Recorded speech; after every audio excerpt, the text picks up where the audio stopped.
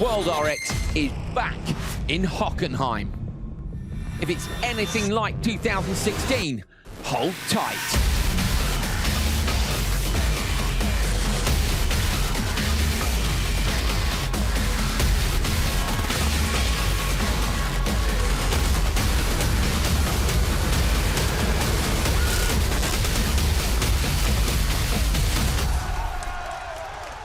Welcome to the FIA World Rallycross Championship presented by Monster Energy. For the third year, the World Championship has returned to Hockenheim. Situated in Germany's Rhine Valley, this legendary track dates back to the 1930s, but it was in the 60s that Hockenheim took its place in motorsport history with high-speed racing through the pine forests. Today, the massive grandstands and the infamous Sachs curve provide the awesome theatre for World RX. As the teams prep for round 3, let's take a look at round 2, Portugal. Record-breaking crowds were rewarded with beautiful blue skies and hard-fought action all weekend at Montalegre. Come the final, it was championship leader Matthias Ekström who had the fastest reactions off the line, storming into the first corner joker with Sebastian Loeb and Timmy Hansen following. Out front, a train of 3 headed up by Peter Solberg got their heads down and tried hard to put a gap between them and the hunting Ekström. Lap 3 and disaster for the leader Solberg. A right rear puncture resulted in a split-second decision to joker and get out of the remaining racer's way. Fair, maybe, but teammate and new leader Johan Kristofferson could have done with a moving chicane between him and Ekström, who was closing fast. Ekström was on fire, and as Kristofferson exited the joker on the final lap, he could only slot into a tight 3rd spot. Ekström, the hunter, had now become the hunted, with the rapid Sebastian Loeb biting at his heels.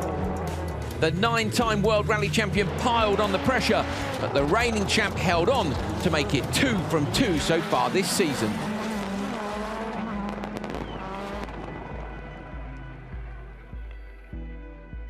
I mean, it was a really hard-fought win. I mean, we were really giving it everything to the end, and final got a little bit more exciting than needed, especially because Loeb was really fast, and the last lap he was really giving me some assistance to come faster forward. But in the end, super fair fight, and really excited to finish for sure in front.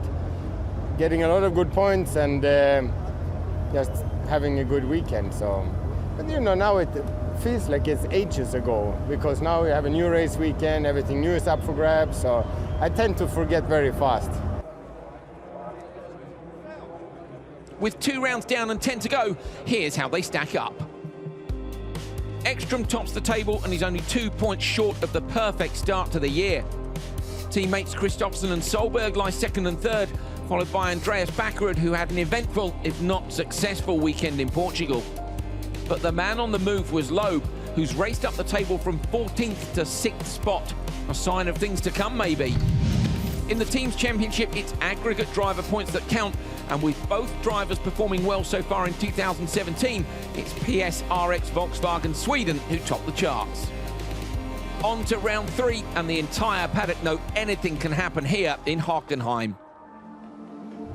Last year, this track produced the most amazing racing of the year, with 2 semi-finals earning their place in World RX history. I mean, the semi-final was just crazy. It was, I think it was the 6 laps of most action I ever that I find myself in Rallycross. So yeah, basically I had a puncture already, I think, in end of lap 2 or early lap 3. And from there, it was just a fight towards the checkered flag. And I hold on all the way to lap 5. But on the last lap, I got overtaken by Liam, Petter, and also Ken Block on the end. But I made a desperate trying to overtake Block in the Sachs curve on 3 wheels, but didn't manage. Let's have a look at a head-to-head for Johan Kristofferson and Peter Solberg. And remember, this is for this season so far. Great result for Johan Kristofferson with that P3 in Portugal. Not so good for Petter. Puncture, of course, while leading the final. They've been on the grid together 8 times this year, and it's 50-50. So beaten each other an equal amount. On then to the individual statistics. So 5 qualifying race wins each, 1 semi-final win each. No wins for the team. Who's going to get the first win for PSRX Volkswagen Sweden? my eyes is on the main goal is to win the whole championship. I mean, for me and Petter, we have to score points, and then for the Drivers' Championship, you have to be there all the time, and it's 10 races to go. In the end, when they deliver the big trophy, I want to be the one that's there to take it. So. Let's have a look at the team profile for Hoonigan Racing Division. Andreas Backerud and Ken Block. Of course, Backerud has been a World RX driver since the championship began, so 39 events for him, only 16 for Ken Block. Full-time last year, and of course a couple of appearances before that. 26 finals for Backerud, 15 podiums for him, 2 for Ken Block. 6 wins so far for Backerud, none for Ken Block, but he got that podium here last year. Could he get his first win here this time? I come into this with a lot more confidence than I did last year. We have an understanding starting right off the bat with the car setup and then how we have to approach and attack each qualifier. So I think it'll be quite interesting, you know, because there's some new competition this year that's obviously very quick, and we gotta, you know, deal with that and try and up our game to match what everybody else is doing, if not be better. So we're working on that. It's Niklas Gronholm's second full season in World Rallycross, and for 2017 he's chosen to race as a solo entrant, developing his own team. A big responsibility for the young racer. Yeah, everything's new for this season. I mean, last year we had a much bigger team, I think, 2 cars with Kevin beside me, and now I'm alone, and I think it has its own good sides and bad sides to work alone. So yeah, I think it's fun, but it's not easy. I mean, the competition is amazing. Back to the Hockenheim ring for the 3rd year for the FIA World Rallycross Championship. This fantastic circuit offered brilliant racing last year, just over 1,200 metres long. The tarmac sections are mostly the original circuit here, and of course the gravel added for some rallycross action. On board with Ken Block, up towards turn 1, dives on the brakes in towards the apex. Sometimes you use the handbrake there if you're on the inside, and then it's pulling gears down towards the famous Sachs curve. Dive on the brakes, put the nose of the car low and into the inside. The DTM cars run around the outside here. The rallycross cars can make full use of the camber right down towards the inside of the curbs. Braking for the first of the hairpins where we saw so much overtaking last year. Back onto gravel, into the right. This one's walking pace at the apex. Straighten the car up and then on the gas. Don't run out too wide. You can see it's really loose on the left. Braking and up and over the track. Look at the crest here. It's quite pronounced when you're on board. You get a much better idea of the rise and fall of the circuit. Braking again into the left-hander. Watch out for the wall on the right here. If you run wide, it can have a wheel off. The Joker goes left early. It's only about a second difference to the standard lap. Off the gravel again, tight 90 right. Watch out for the merge because the Joker lap cars are going faster than you are. Over the German flag, over the line. That's a lap of Hockenheim.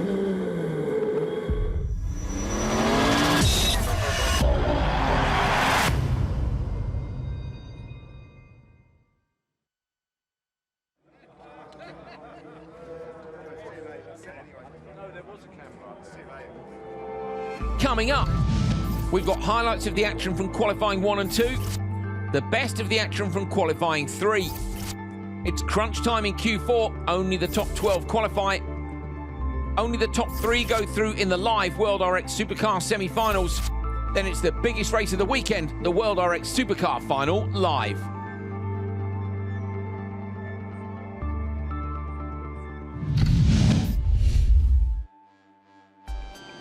Q1 showed that a previous victory here is no guarantee of current form, and first up to have an average Q1 was Petter Solberg. The 2015 Hockenheim RX winner got a bad start and ended up stuck at the back of the pack, while teammates Eriksson and Scheider were working well together to force their way to the front. As Solberg fought his way back through the field, Eriksson looked odds-on for the win until he clipped the tyres on the Joker lap exit on his last lap to snatch defeat from the jaws of victory. Just a mistake from me. I mean, they changed the Joker, but I could see this change. But when I came in the Joker the last lap, I came too quick, and it was my own mistake. I went too fast. Just unfortunate, and I clipped the tire barrier. Not much, but I break my drive shaft, and that's it. Solberg wasn't alone as a previous Hockenheim winner struggling this time round. Last year's Victor Ekstrom had an average by his standards run in Q1, while Kristofferson had checked out at the front and went fastest so far by a massive 3.2 seconds. But he wasn't to stay top for very long. Sebastian Loeb was up in the last race of the session and swiftly proved that his pace in Portugal was no fluke. The French rally legend was super tidy and super quick, shaving another 1.2 seconds off top spot to win Q1. I was able to take the lead in the first corner. Then I had a clean run, and that was the key to do a good time, so I could concentrate on my driving, not to do any mistakes, and it was a good run. So P1, that's the first one of the season. It's not bad. Kristofferson in front of me had exactly the same kind of race as me. He took the first corner and he was leading all the race. So we know the speed of the Volkswagen, and to be finally ahead in this condition is a good sign for our evolution, and I hope we can continue on the rhythm.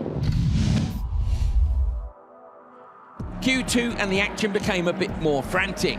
It was a previous World RX regular who was at the centre of it. Robin Larsen first had a minor contact with Gronholm, which resulted in the latter having an off-track excursion, and then major contact with Heikkinen, this time with Larsen being the loser. Ken Block took the win with an impressive time, a repeat of his form from here last year, which saw him finish on the podium. But that was merely the entree. Q2, race 4, turn 1, and it all kicked off. I just tried to brake because of the car in front of me, so I didn't hit him. And then I just felt, a big impact and a little bit bad neck and back, but it was a big damage. Yeah.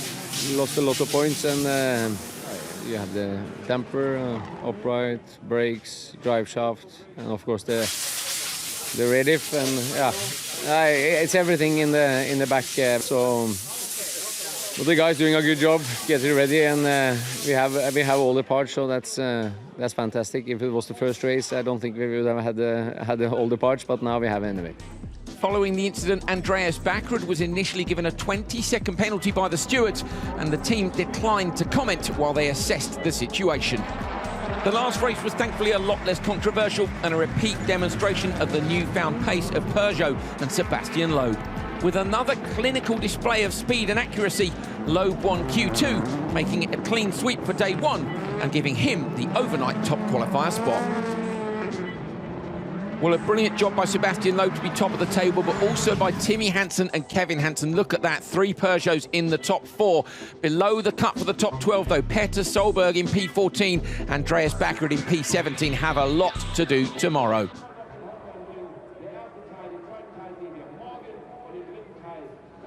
Well, here at EKS RX, after qualifying 2 in the hiatus before qualifying 3, there's Mr. Topi Heikkinen. Topi, you must have great memories of a good result here last year. Yeah, we were P1 and P2 together with my teammate Matthias Ekström, so we had a good memories from this track, and this is also our home track, and that's why it's so important for us.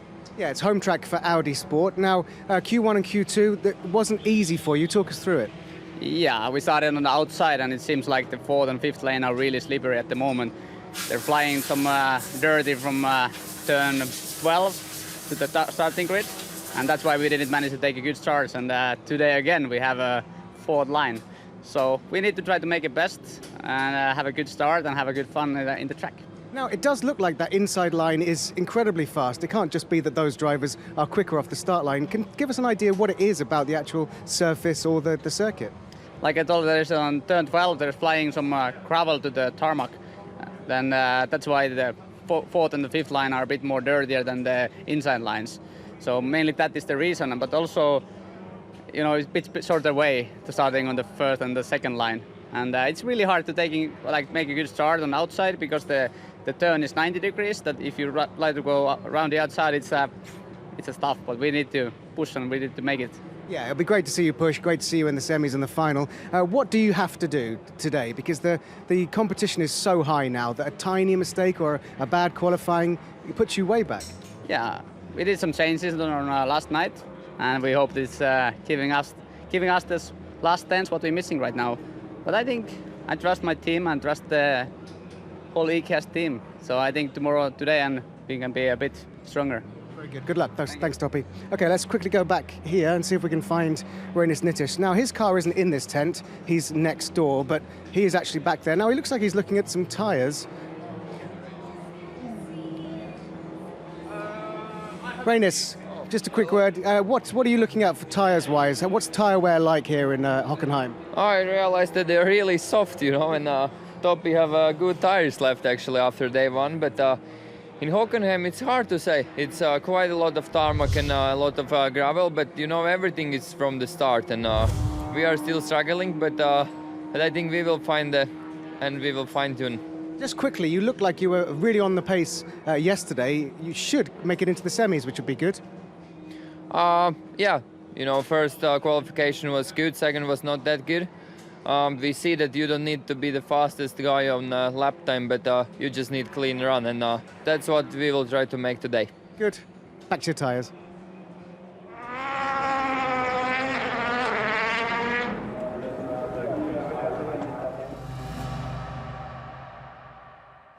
This is the championship format facing all world drivers. During the season, there will be 12 rounds of competition across the planet. At each round, each driver will compete in 4 timed qualifying sessions, which consist of 5-car races. Only the top 12 qualify to the semi-finals. From the 6-car semis, top 3 go through, bottom 3 are eliminated. In the final, it's a straight fight to the finish, with the top drivers taking their place on the podium. More RX education later in the show. My name's Andrew Coley. Joining me on commentary this weekend is Rallycross driver David Binks, and reporting from the paddock and the pre-grid, Neil Cole. Well, ahead of Q3, Sebastian Loeb was in the top qualifier spot, but we had several of our top drivers in trouble. Heikkinen and Petter Solberg, Guy Wilkes outside the top 12, Andreas Backerud down in P17. Solberg and Backerud were up in the very first race of Q3. Backerud didn't get a great start. Solberg was absolutely flying and took the flag out front. Robin Larsson got to turn 1 first in his race. There was contact behind between Gronholm and Schiesschritt. Schiesschritt ending up off the track. Larsson here close on the merge, but coming out in front, and that was him for the win. Race 3, the first of our 5-car outings on the inside. Guy Wilkes managed to get the whole shot. JB de Borg bogged down in turn 1. Looking at Wilkes on board, we saw some fantastic pictures of him checking the mirrors to see who was behind, and you can see why. Nitish was all over him. In the end, Nitish and Heikkinen managed to get past once the jokers had played out. Wilkes was P3. Just 2 races to go in Q3. The cars are on the line for the second to last of those. Kevin Eriksson on the inside, Timothy Ekström, the world champion, didn't have the best of days yesterday. Ekström was P9 overnight, you can see at the bottom. Scheider has gone for 2 new tyres on the right-hand side. And Yannis Baumanis, 12th, right on the cusp of not making the semis. What can he do here? This will be exciting up towards turn 1. Timosyanov, Eriksson and Ekström. Will be no call to give. And Scheider, of course, can work a little bit with Eriksson if he wants to here. Thumbs up from the start, Marshall. Anti-lag will be on. Baumanis on the outside with super loud anti-lag. Seems to be a characteristic of the start car. Is it going to see him away from the line quickly? It's a pretty good start. Ekström seems to have hooked it up on the inside, but Timosyanov and Baumanis into the back of Ekström. Ekström's on the outside here, needs to be careful he doesn't get hung out to dry. He's on the inside of him is Timosyanov and Scheider. Scheider now alongside Timosyanov. Scheider slots in behind his ex-DTM rival Ekström. Baumanis is on the inside of Timmer now, so coming around towards the hairpins. The action will not stop until they get in the hairpin. Contact there was that between Baumanis and Timosyanov. Scheider is in the middle of this lot. Timosyanov across the back of Baumanis. These guys might have to have a word after this one. It is Eriksson leading for Ekström. Scheider had a look up the inside of Ekström but couldn't find the traction. Yeah, we saw there the start cars and the MJP cars very equal off the line. Ekström on the middle had to come around the outside. You know, all cars were at the corner at the same time. They had to fight each other to try and get the position. But yeah, Eriksson yesterday, Q1 and Q2, we saw had a great time. Unfortunately, he had a problem towards the end and spun the car and lost his heat win. He looked like he was going to get it, didn't he? But he dropped it on the joke lap exit, hit the tyre barrier, and then, as you said, another spin over the line. Interestingly, in the background, Baumanis and Timosyanov, why have they joked together? I don't know. I mean, at the end of the day, they're out of the back. Hopefully the two of them are going to come through. they're fighting for position at the end, so they've done it. They're through. They can follow for the next 4 laps, Andrew. They're well out of it as it is. And hopefully no more argy-bargy between them, because to me those two had the most of the contact between everyone. So I think it's one of those occasions, isn't it, where you probably go back to the pit tent feeling a bit sheepish. You know it's going to be an awkward conversation. Well, you know, it happens to us all at some time. Yeah, not your teammate, please. Eriksson leads from Ekstrom. They come past the Tengtal spotters tower. That is the view that the spotters have that you saw there over the top of the monitors. Into the Joker lap goes Scheider. So Scheider flicks the car to the right. He'll come to the left again. He's going to try and come out in front of the guys behind, or just in front of Baumanis. So these 3 guys now have all jokered. Check the top left of your screen if there's a tick. They've done it. If there is a cross, they have not. And they've now got to focus on trying to catch up with Ekstrom and Eriksson.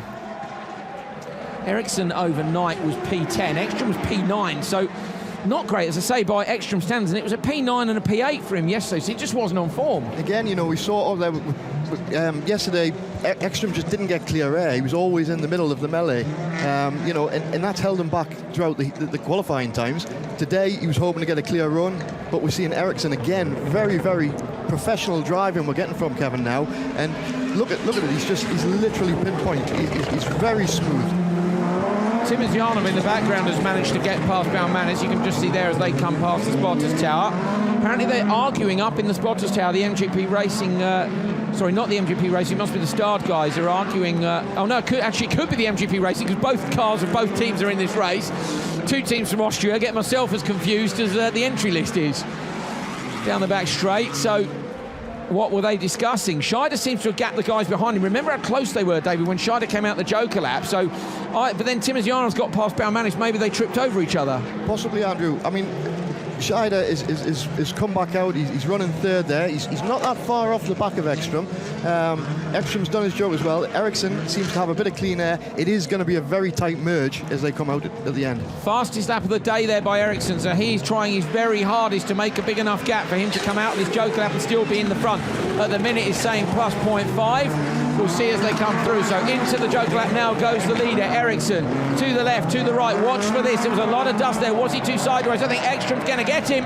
Ekstrom comes up in front. Eriksson will have more speed, but Ekstrom moves across and covers the exit. And it is the world champion Matthias Ekstrom that takes the win from Eriksson and Scheider. And the 2 Start cars out the rear, Timosyanov and Baumanis. 347.9, which you're going to see in just a moment. There's the crowd. 347.9 for Ekstrom. Eriksson just being pipped there. Then Scheider, Timosyanov and Baumanis. And there's where they slot in. So despite being in that first race of the day, Solberg has done an absolutely brilliant job with a 346.4. What will his teammate Kristofferson do in the last one on maybe, arguably, a cleaner track? Watch for the guys at the rear. That's right. If you look there, we've got Baumanis, we've got Timosyanov in the middle of both Ekstrom up, and he contact with his own teammate in there, pushing and pushing. We've got Scheider getting shoved, and then we've got Timosyanov coming left onto his own teammate Baumanis. So it was a busy first lap for those guys, and it's not necessarily. The trouble is they both want to be the car in front, don't they? In some ways, I would say if you're at the back like that, one of you should joker, one of you shouldn't. But they didn't do it. They both jokered together. That was the way it went. In the end, Ekstrom got it all right. He comes out first, and he's currently P2. Well, that's another great race for EKS. Were you confident that Matthias would get the jump on Eriksson when he jokered? Not. It was really tight. It was a hard-fought one. We lost a bit of time at the beginning of the hit, but it was tight, but we had to try it, so it worked out, yeah. And in the end, the time looks good. It's right up there with Petter. Yeah, compared to yesterday, the races were cleaner today, so I think the times were better. So yeah, it looked good. Pace looks good, so keep on pushing. Thank you.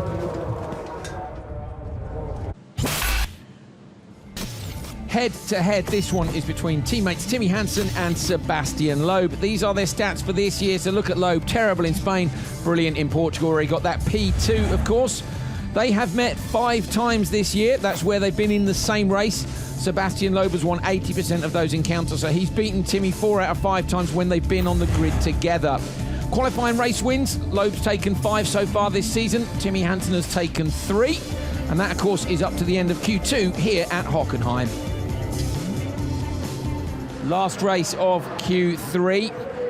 3 Peugeots in this one. Have a look at this. On the inside, the 9-time World Rally Champion and overnight leader Sebastian Loeb. He won Q1 and Q2. Timmy Hansen was P3 after Q2. It was only Kristofferson who was second after Q2, was spoiling the party for the Peugeots. Ken Block with a good job, 7th after Q2. Remember, he got a podium here last year. Kevin Hansen 4th after Q2. On the inside, both the works Peugeots have taken brand new tyres. So they're looking to enforce that advantage as we move towards the latter end of qualifying. Thumbs up from the marshals.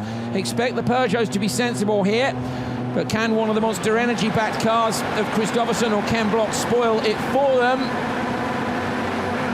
Fairly long hold sideways from Kristofferson off the line. Hansen moves across on Loeb, but Loeb will have just enough room up the inside. He lets Hansen go. Hansen on the handbrake, runs it a bit wide. Loeb's going to get back up the inside. Kristofferson too. Kristofferson's alongside Timmy Hansen. Kevin Hansen moves across. He slots in behind his brother. Blocks in P5 at the rear, but Loeb leads down into the Sachs curve. So let's just watch from them as they come onto the hairpin, see if anybody does anything silly. I don't think they will. It's 3 cars from one team. They're going to play this safe. Yeah, you know, all cars were quite even off the start line. Kristofferson got a lot of wheel spin, stayed with them. Timmy went to the outside, probably a little bit too much handbrake maybe, Andrew. He just got a little bit really lost a lot of corner speed, didn't he? But then I think sometimes you're worried, aren't you? You're going to get hit from the rear, so you carry too much entry speed to avoid getting tagged. And actually, he went more sideways than if he had been tagged. That's right. You know, if they slowed themselves down to get a push, they could end up further off the track. Ken Block into the Joker lap on lap 1. I think that's pretty sensible. The 4 guys in front, he's in P5. Might as well come out behind and just see what happens in front of him. Yeah, I mean, what's he going to lose? He's done it. He can get back on the back of the field. He can chase them down. It's going to be interesting to see. Loeb been driving great all weekend. Kristofferson's been driving great all weekend. Timmy Hansen's been driving great all weekend. They're all very equal on speed and smoothness as well. Loeb up into Sachs curve. Kristofferson right behind him. Hansen too. The Peugeots, big upturning pace. But, you know, in Barcelona, admittedly, the conditions were mixed there. Look at the dust, so it's really dry out there. Although it is cold here, and it feels like it's threatening rain. It's not supposed to until the morning. It's suddenly gone very cold at Hockenheim late in the day. Yeah, suddenly they found this pace in Portugal. Say, Barcelona wasn't necessarily a great benchmark with the changes in weather. I asked Sebastian Loeb in the press conference, as we see Timmy go Joker, is this going to work at other tracks? He said, yeah, I think it will. Kevin Hansen's gone Joker too. Are they going to get out in front of Ken Block? I think they are. It's going to be close between Kevin and Ken, but he comes around the outside. Kevin, job done. If this works at all tracks, Peugeot are looking a real threat. Yeah, I think when they came out in Barcelona, they were actually probably a bit shocked how far ahead the Polos were. They've obviously worked hard between then and Barcelona and in Portugal. We did see a big increase in the pace of the Peugeot. It's carried on. We saw yesterday Loeb really smashed it. Did, just out the ballpark. Absolutely brilliant. So his target time is a 3:46.4. And that was from Peter Solberg. That's faster than Loeb went in either of the qualifying sessions yesterday, both of which he won. And we'll get the target time up for you when we get onto the last lap. There's Eriksson, who last season was Ken Block's spotter. And next to him, of course, we've got Kenneth Hansen and Susan Hansen. Loeb was ragged on the way in there. Kristofferson goes to the Joker. He's trying to cover off Timmy Hansen behind. Watch for the exit for Kristofferson. He's going to come out. Is he going to get the Peugeot? Side by side, but extra speed for Kristofferson. Great call. Yeah, I mean, his spotters will be watching there, seeing that Timmy done his Joker, come back out. He was catching him up. Get in and out. It's up to Loeb now to get another clean lap in and hopefully be able to come through to the finish. So Loeb looking to beat that target time of Peter Solberg, the old WRC sparring partners who now, of course, get to race side by side on track. Sebastian Loeb yesterday was clinical in the way he drove this car. Where everybody else was chucking it around, he was very straight, brakes tidy, and we can see the same here. Gets the car straight, all 4 wheels in a straight line, finds that traction. The best demonstration of it was in the gravel braking section, which is coming up next. So let's watch for Loeb and see how tidy he's being. He came down here, middle of the track, and braked. And that's what I mean. Tidy, David. He's in the middle of the track. Into the Joker lap. Is he going to be able to match this time or not? 3:46.4 is the time of Solberg. This for the win in Q3. Loeb's going to come out in front of Kristofferson. Is he going to do the do against Solberg's time? I don't think he is. I think Solberg's got this. Loeb crosses the line. 3:47.6. That sees him beat Ekstrom. So Loeb goes P2. We go on board with Ken Block as he crosses over the line and switches everything off. But Solberg has won Q3, and that is going to do his hopes of getting through to the semi-finals plenty of good. There we are, Sebastian Loeb, P1, Kristofferson, Hansen, and Ken Block. There's where they slot in. Loeb into P2, so he doesn't get a clean sweep of all the qualifying sessions, but he's certainly going to remain top of the table as we are now at the end of Q3, and we'll have that for you in just a few short moments, I'm sure. So here we see Ken off the start line. Great onboard shot. You can see the other cars have got the legs on him. But look at the Peugeots on the inside there. Timmy, a little bit too much handbrake, drifted out wide. A bit of a nudge there. That's not the greatest thing to see. But then Loeb out in front. Saw what we saw yesterday, clinical driving. He's just drove very smooth. You can see his pinpoint accuracy, and then literally coming across, managed to do his job on the last lap and across the finish line to win. Great job, Sebastian Loeb. He will be top of the standings where we are now. Eric, another great drive by Sebastian. Not quite quickest again, but that's a great weekend so far. Yeah, of course. Yesterday was perfect with maximum points. So, yeah, now P2, so we should be up there and fighting for pole position for the semis, and that's what we're trying to do. So, yeah, so far a good weekend, and but still some way to go, but we will keep pushing. In Rallycross terms, the way that he's taking this infield section by the Joker is very neat and tidy. Everyone else is sideways. Are you surprised, impressed by that? Of course, I'm a little bit surprised, but yeah, I think this weekend he showed what a good driver he is, and he is calm and he is very clean and tidy, as you say. So when everything works like this, we are up there. Well done, thank you. Thank you. Well, here are the standings at the end of Q3. And as we suggested, Sebastian Loeb is at the top of that table. Having won Q1 and Q2, he is P2 in Q3, and that maintains his position. Look at the points total on the right-hand side. It's been domination from him. Kristofferson is P2, Hansen P3. Ekstrom moves up to P4. We can see Kevin Hansen has dropped down to 6th. Scheider is in P5, good from him. Solberg, importantly, is up from 14th to P7, so he's in the semis. Reinis Nittich was up there as well. Kevin Eriksson, Timmy, Ken Block and Larsen are your top 12. Look outside it, though. Heikkinen in 13th, Bakkerud in 16th. Those guys will be desperate to get a good result in Q4. Wilkes, Baumanis and everybody else, it might be the end of their weekend.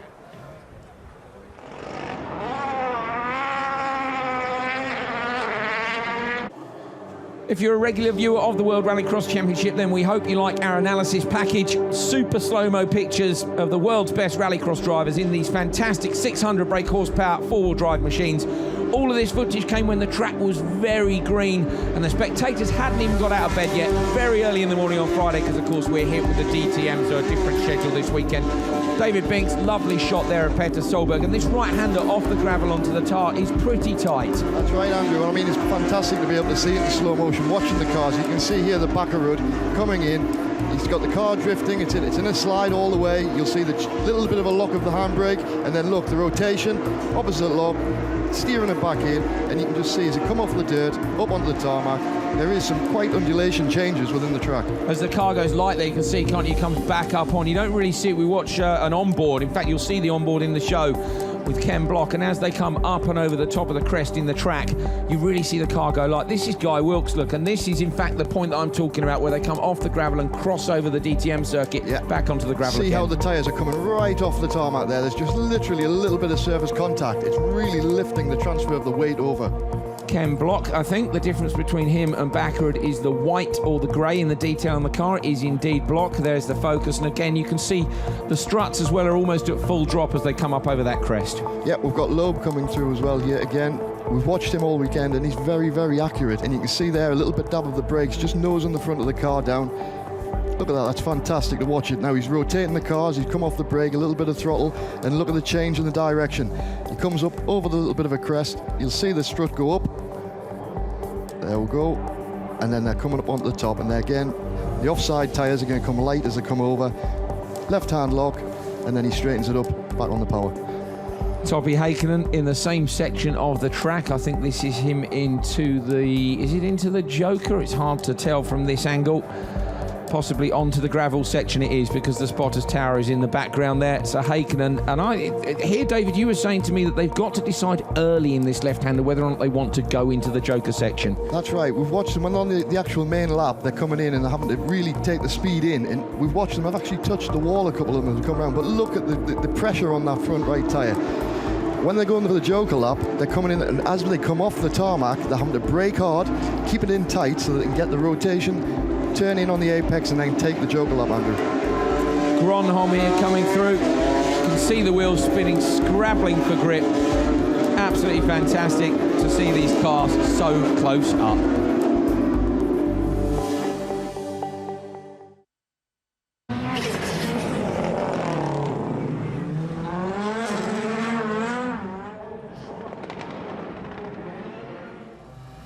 Here is a quick update on a few things you need to know in RX education. First up, the Joker. Every driver must complete one longer lap, shown here in white, once every race. They can choose when, and that choice can be critical. The point system. Once all 4 rounds of qualifying are completed, the fastest aggregate driver receives 16 championship points, descending to 1 point for the 16th placed competitor.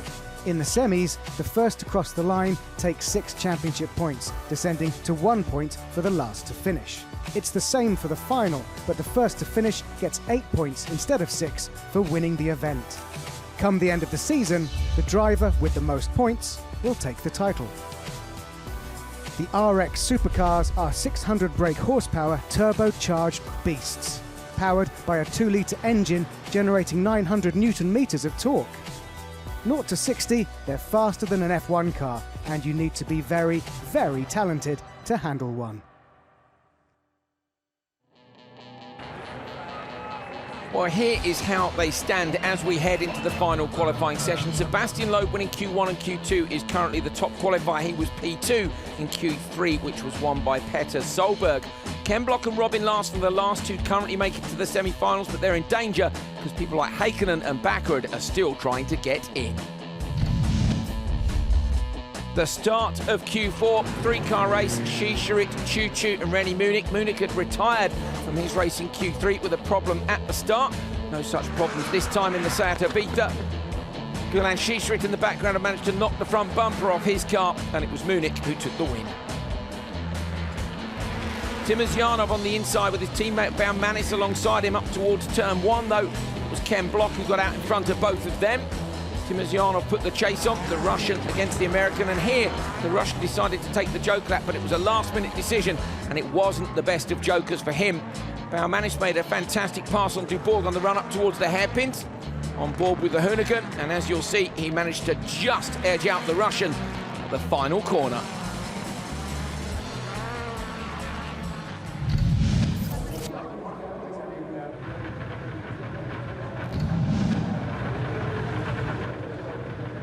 Q4 race 3, Topi Heikkinen, who was P2 here last year, is on the inside. Backerud, who needs a miracle, 16th after Q3. He's got to have an absolute flyer. Not a surprise to see him on new tyres. Topi's P13, he wants to make it too. Wilkes is P17 after Q3. Kazmarski and Kevin Hansen is the top of this lot. He is 6th after Q3. So Kevin Hansen will want to stay safe. Revs up. Watch for Backerud and Heikkinen, they have to get good results. Oh, dreadful start. Guy Wilkes got left at the line. Kazmarski moves across, shuts the door on them all. Backerud surely is going to go inside. Yes, he does. Backerud goes inside. He'll try to find the traction. Contact in the background. Backerud's off. Oh, Guy Wilkes up on 2 wheels. The crowd go nuts, but he stays up the right way. Despite that contact, Wilkes is stricken on the far side of the circuit.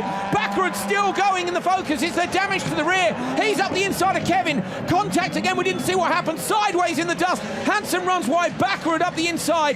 Kazmarski leads now. Heikkinen's going to try and take it. Backerud sideways on the inside. Heikkinen is into the lead. Kazmarski drops back behind Backerud. My goodness me. Well, Kazmarski, great start again. We've seen that today earlier.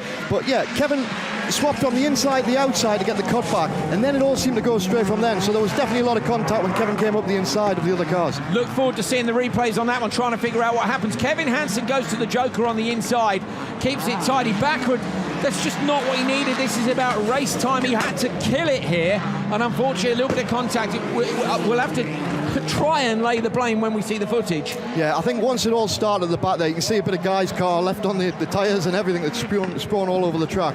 But yeah, one just sort of nuzzled the other one, and then that was it. You can even see the rear wing on Backerud's car smashed. There's Guy Wilkes. Guy Wilkes pulls out. I think that's a wise decision. There's no point in doing any extra damage to the car. He's continued. So Guy's continued. He's on a go slow. We can see him from the commentary position. Backward is racing with Heikkinen here, and both these guys have got to get their heads down. Got to send Backward to the Joker lap, surely. Give him a bit of space. I think he can get out in front of Kazmarski. What's the gap? 2.4, 1.6 he's got over him. Yeah, I mean, you know, the two of them we're watching here with Backerud and Heikkinen, and they're following each other. They're going to go slow. We had all that carnage in the first corner, so it's going to be a slow race time. They're not going to make that back up. So for Backerud, he should have joked, I would have said. Come back out, chase down to Heikkinen. Heikkinen, you know, he might get back out in front of him. Yeah, he could have joked himself some space. Guy Wilkes comes past us, he's still going. Kevin Hansen was smoked from the rear right. That might suggest that it was contact with him. And look at the front left as well of Kevin Hansen. Kevin here up behind Kazmarski. Kevin's going to make it, let's be honest. Where was he? He was in P6, so even if the stewards give him a penalty, and that's not saying it's anything to do with him, we need to see a replay, but even if he had a shocker, I think Kevin will make it. It's about these two at the front, who are P13 for Heikkinen, coming into Q4, and P16 for Backward. I saw Andreas, he was saying he had a shunt in Barcelona, he had a shocker in Portugal. He can't get anything to go his own way. Backward's just hit the tyre wall again coming through the apex. Heikkinen, you know, he wants to be a little bit careful here. He doesn't want to get... Heikkinen's took the jog. I was going to say, it might be worth getting out of the way of Backward here. He's P13 now. He doesn't want to get in any contact. No, just a clean time and try to get through.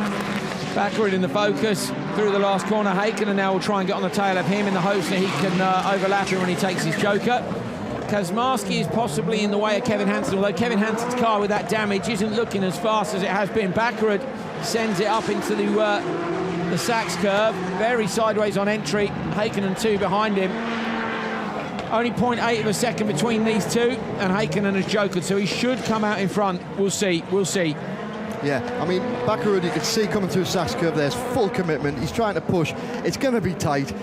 Heikkinen should come out, there's no doubt about it. Backward's just trying to give him that edge. Heikkinen might make a little bit of a mistake going through the normal lap, so it might work. Got to push and see what you can do. Here goes Backward. He'll rotate the car tighter than Heikkinen does. Into the joker lap, through the left and through the right. Watch this, he flicks it back the other way. Heikkinen's going to take this one. Heikkinen on the inside, target time bottom right, 350.7. Around towards the line. Over it, Heikkinen takes the win from block Kevin Hansen and Kazmarski. 0.4 of a second between the Guy Wilkes is still out on circuit. Guy Wilkes coming through the standard lap now. The crowd are applauding, and Guy is finishing the race with the front end of the car missing.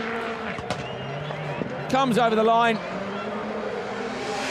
And a big cheer for Guy Wilkes, well done. Topi Heikkinen took it then with a 350.8, slower than Ken Block. Heikkinen then, there's his winning time, backward 351.2. Kevin, Hansen, Kazmarski and Wilkes, where are they slotting in? So Heikkinen goes in behind Block. Backward is P4. We've got 2 races to go with 10 fast drivers. I think he needed better than that to make the semi-finals. Andreas, what you needed then was a clean race. That's not what happened.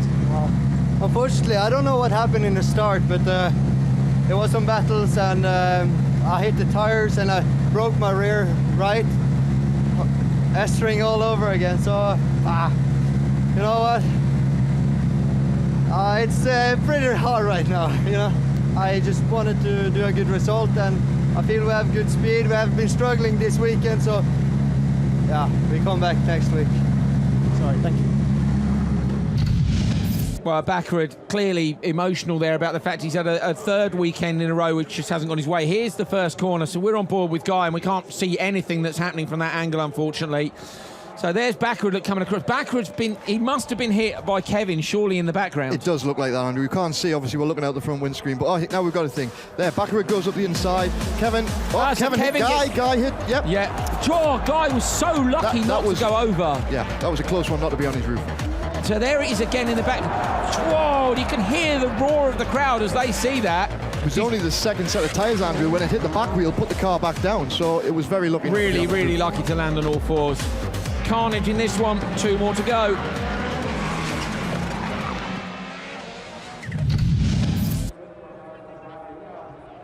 Two races to go, and these are packed with the quick boys. Timmy Hansen on the inside, look, P3. Scheider, P5.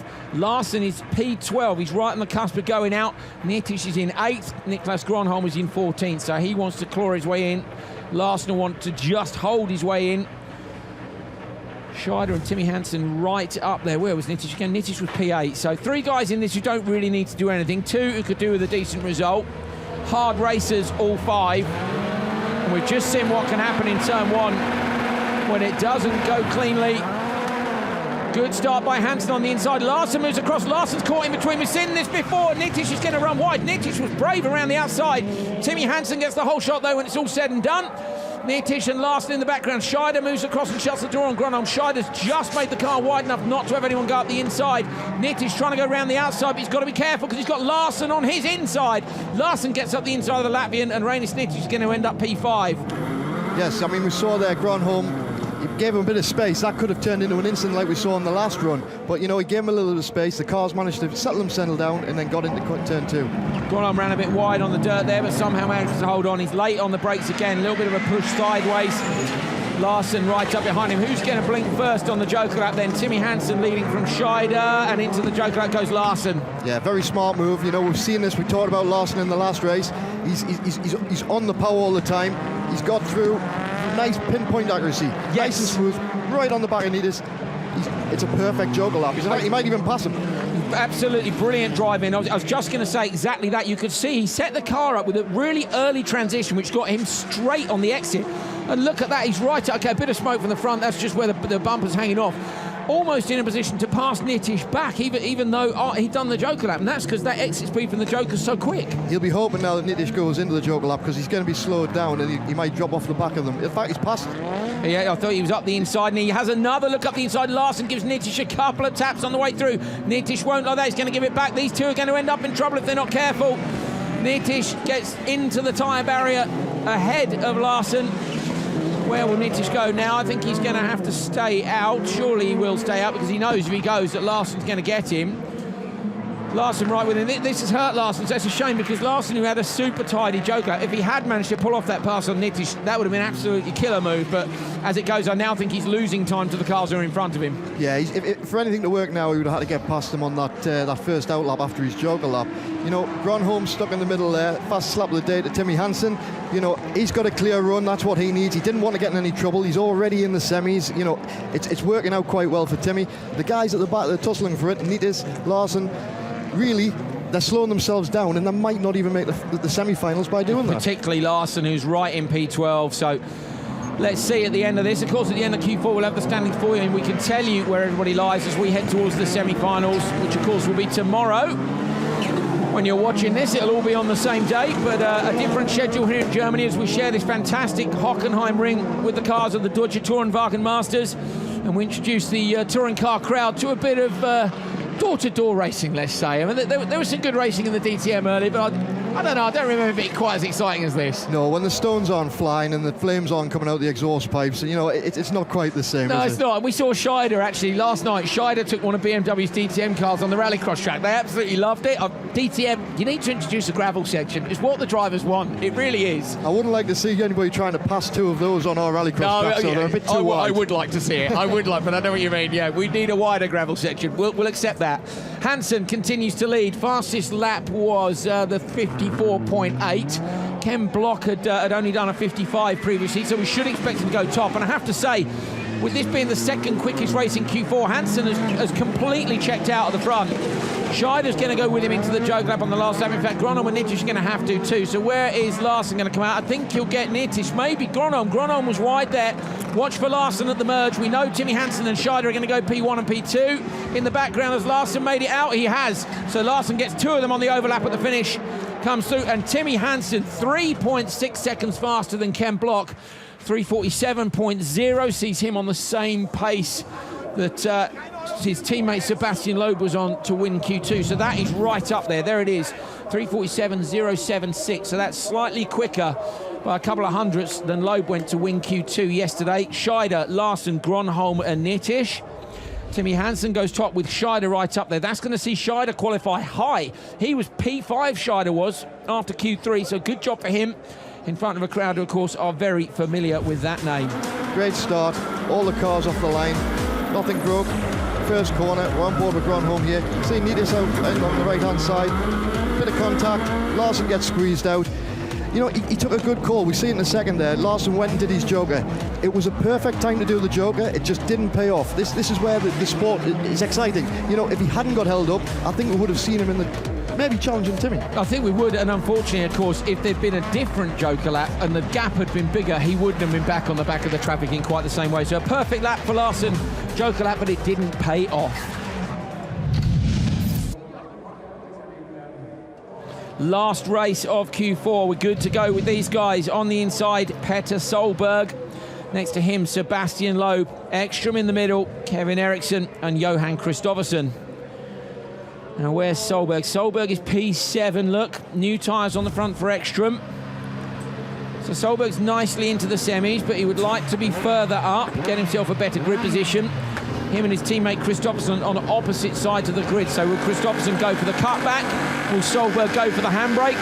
We'll find out in just a few seconds' time. Brilliant start by Solberg. Loeb was left for dead at the line there. Oh, it's a sandwich between the two VWs. Ekstrom's going to try and go around the outside of Solberg. Solberg keeps it tidy. Ekstrom starts in contact between Loeb and Kristofferson. Kristofferson wide. Eriksson looks up the inside. He's alongside Loeb. Oh, Eriksson into the side of Loeb there. That was quite harsh racing, I think, but down towards the hairpins.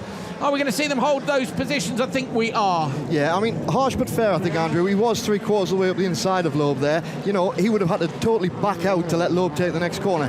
I wondered if he was pushing him out, but it was hard to see. I mean, of course, he wants to come out, he wants the line, doesn't he, into Sachs, but you think fair go? I think we'll call that one a fair one. You know, all these guys have got to race hard. We're seeing it more and more. They're being stricter on the actual stewards' inquiries, so it's getting better.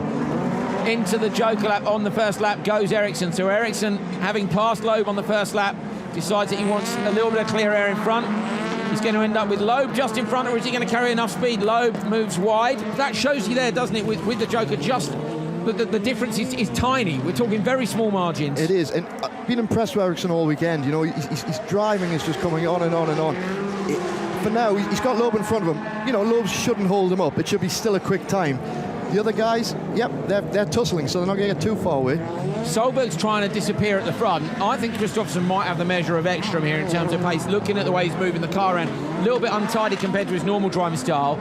Loeb, we can see a little bit of tyre smoke, which I guess is from contact on the first lap, but maybe release Kristofferson now from behind Ekstrom and try and get him out in front of these guys behind. Ekstrom might take the joker as well, Andrew. You know, if he gets out of the two... No, there you go. Kristofferson's gone in.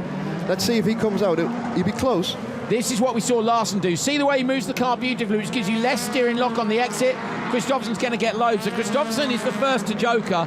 He's now got to chase down Ekstrom in front of him, and this will give us a good idea if these VWs have got the pace that we think they might have. They seem to be able to just close gaps up. We saw that in Portugal as well, where when they actually go on it, they can actually pull back time very quickly throughout one lap. They're rapid, aren't they? They are rapid, and Kristofferson is a real machine.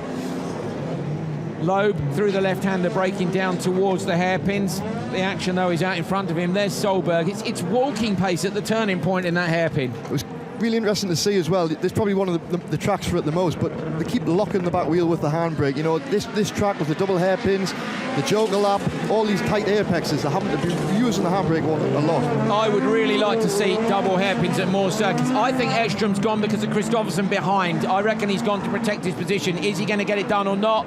Ekstrom versus Kristofferson. Kristofferson's going to run the car wide.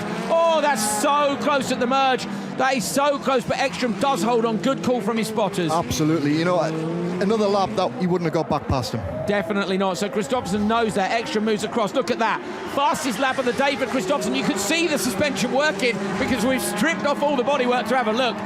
Tries to have a look around the outside of Sachs curve. Can't. You can see the steering inputs clearly. Kristofferson gives Ekstrom a nudge. I'm faster than you, sunshine. I'd like to come through. He won't make it, but this is just harassing the car in front. It is. It's a bit of mind games for tomorrow as well. You know? At the end of the day, I'm with you here. You're going to have to really be careful. But look at that for the fans to be able to see the geometry setup, how the shockers are working. Oh, he's ripped the other corner side off. He wants everybody to see. So, you know, we can actually see the dampers working, the springs, the rebound, everything. It's fantastic. We can see both sides of Kristofferson's car, but we're looking for Solberg's out front. Solberg through the joker lap. In the background, Loeb goes into. Solberg just comes out in front of Ekstrom. That was tight. The target time is 3:47.0. Is Solberg going to do it?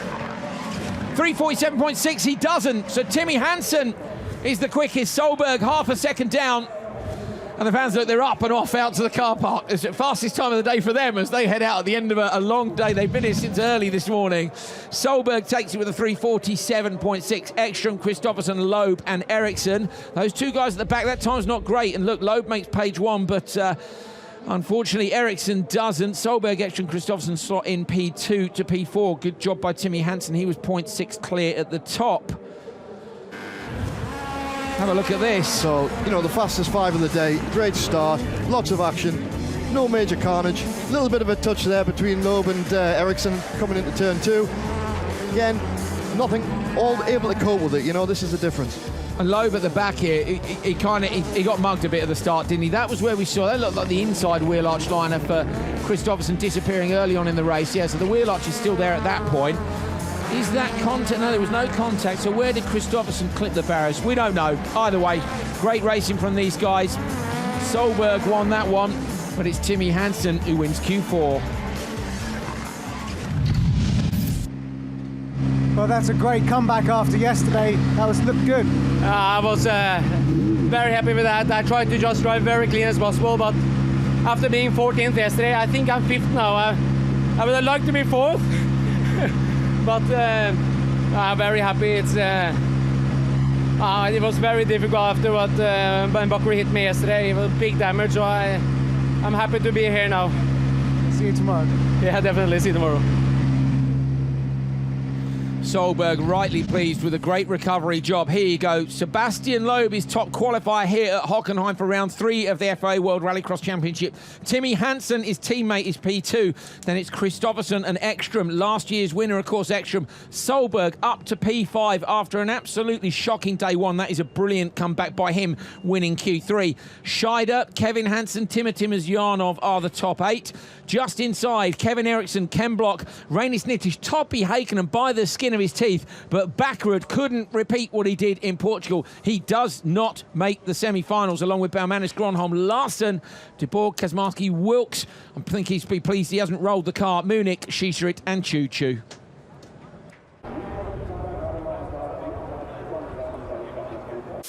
So a very busy, very happy Team Peugeot Hansen and a very happy Kevin Hansen here. Congratulations, you're into the semi-final. P7, which is incredible.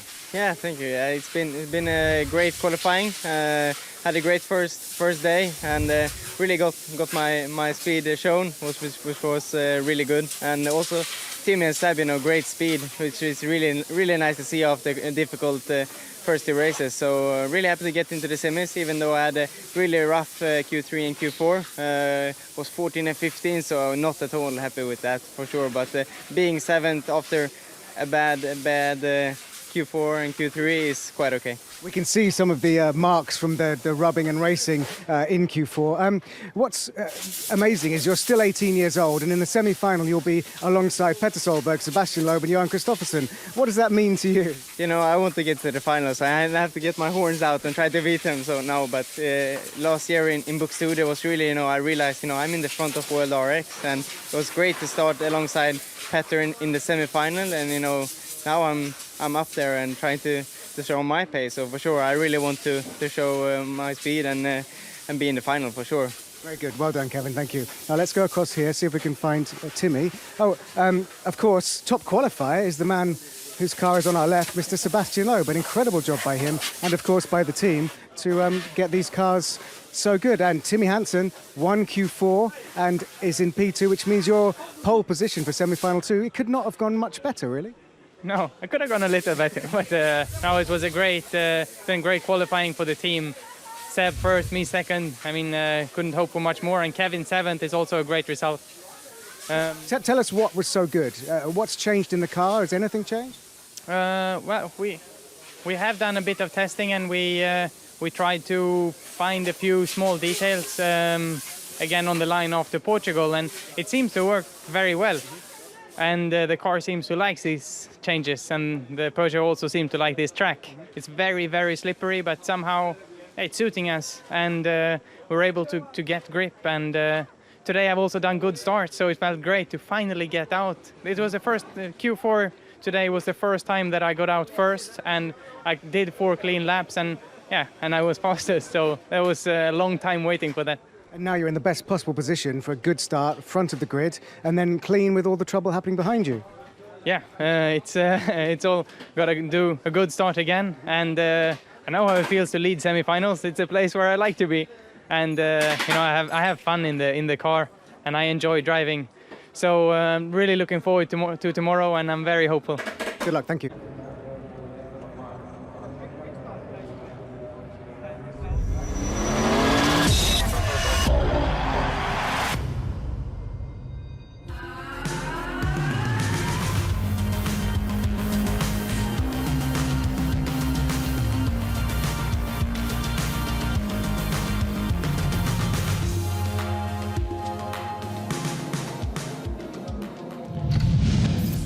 Hello from Hockenheim, where we are getting ready for the semi-finals for round 3 of the FIA World Rallycross Championship. An unusual schedule here as we share this fantastic amphitheatre venue with the DTM, the Deutsche Tourenwagen Masters. You'll see the drivers now getting themselves ready for sighting laps, which we don't have anywhere else, but this is the only track at which, of course, they don't get any morning running, so we don't have a proper morning warm-up here. They just get a couple of laps to get their heads into gear for the fight to try and make it through to the final. And my goodness me, it was a big fight in the semi-finals here last year, and we've seen some fantastic racing so far this weekend. Cannot wait. My name's Andrew Coley, alongside me this weekend, David Binks, of course, a World Rallycross drivers competing in America as well. There they are down on the pre-grid getting ready. Neil Cole will be reporting from the spotters tower, the pre-grid, and wherever else we send him. Got a bit of time for a chat today because we don't have any support class with us, so it's World RX all the way. So let's see who's made it through to the semi-finals and where the qualifying standings were after those 4 exciting qualifying sessions. First ever top qualifier for Sebastian Loeb, a lockout for him and Timmy Hansen with Peugeot. Brilliant performance by them. Kristofferson, Ekström, Petter Solberg fought his way back up to 5th. A good performance from Scheider after the disappointment in Portugal.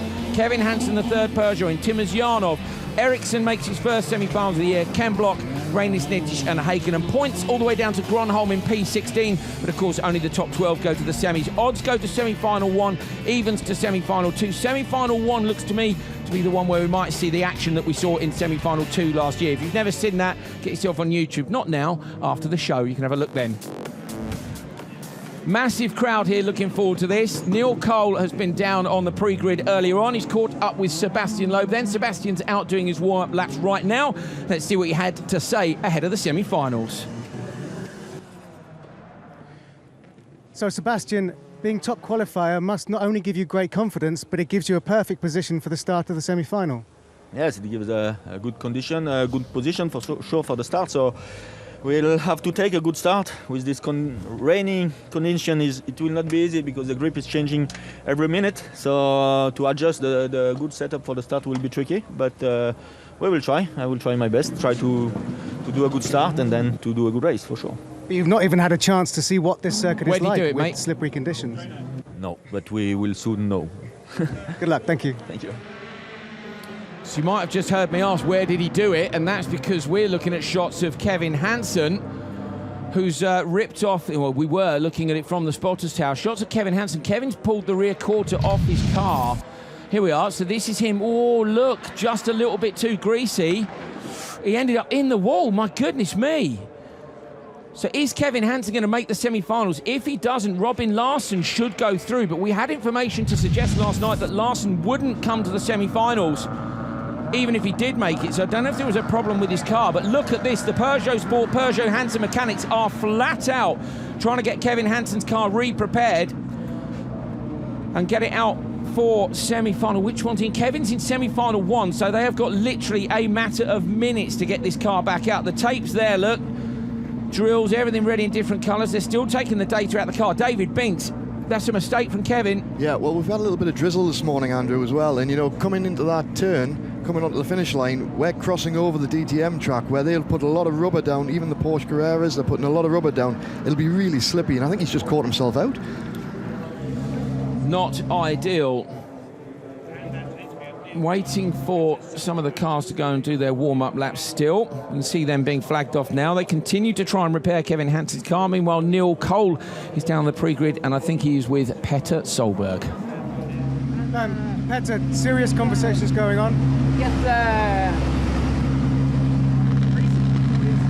Petter, What are the track conditions like right now? 1 second. Solberg's in a bit of a fluster down there. Obviously trying to get themselves ready. That's understandable. There's not a lot of time to turn around. You can see umbrellas on the pre-grid. You can even see a little spot of rain on the camera lens. So it's not really wet, but it's damp. The tarmac looks that darker colour that it goes when it's just had a little bit of drizzle on it, David. And this, we've had dry running all weekend. How hard is this? What do you do? You know, you don't have to guess the settings. Well, you see there, Solberg's having a chat to his engineers. They're going to be making final changes now. This is the first time, like you say, they're out for a few sighting laps. All weekend's been warm. Yesterday afternoon it cooled down. It's quite cool this morning, so there's no track temperature. But if you look at there, we're on board with Ken Block. Ken Block, yeah. And you can even see the dirt is a darker colour today than it was yesterday as well. So that's going to be slippy and greasy. They're carrying that as they come back up onto the tarmac. Their tyres are all a little bit slippy still. So there we see. They're going to cross over the DTM track, the darker colour, the rubber weather's been put down. There's a little bit of paint on that tarmac as well. Look at Ken. Even he's struggling. We're going to have to. The drivers are going to have to be really careful in semi-1. Fair bit of water on the lens as well, so this is going to be very exciting indeed as the drivers explore the limits whilst trying to make it through to the semis. Neil is with Kristofferson. Johan, we're seconds away from the semi-final. You're on the front row, but what can you do? These conditions are changing every second. Honestly, I don't really know, but the start line looks to be very, very slippery when it starts to drizzle. And the rest of the track is a little bit more grip, so it's very, very difficult to predict the start revs and all the stuff, but we'll see. I mean, we are in the front line, and I just aim for the final, and let's see what happens. I mean, I remember the semi-final from last year, so I know everything can happen. Good luck, thank you. Thank you. Kristofferson's all smiles. He remembers it well. He was hunted for the entire thing. He nearly held on. He nearly got the hero drive. It didn't quite happen. We've seen action already this morning. What's happened to Ken Block nearly in the wall. This is going to be a fantastic hour, so let's see what we've got coming up for you. First of all, of course, we've got the semi-finals. Number 1 and number 2, 6 cars in each. The top 3 from each of those go through to the final. And then, of course, the World RX final. Who's going to win round 3 of the championship? So down on the grid, they're going to be frantically changing RPM, discussing what the grip levels are like. I say nobody has had any wet running at all this weekend. Peugeot mechanics working hard on the Hansen car. That's front right corner there, of course, damage there where it ended up in the wall. Yeah, got pitched in and went in with the back end and in the front end, and you know they'll be getting it ready. It should still be out. A fair bit to do. Neil's down there now. He's actually managed to grab Kevin Hansen. Let's see what he's got to say. Kevin, not perfect preparation for semi-final. Tell us what happened. Yeah, we start here on the drag strip for the first corner, and when I went out on the second lap, he just caught me by surprise how slippery it is.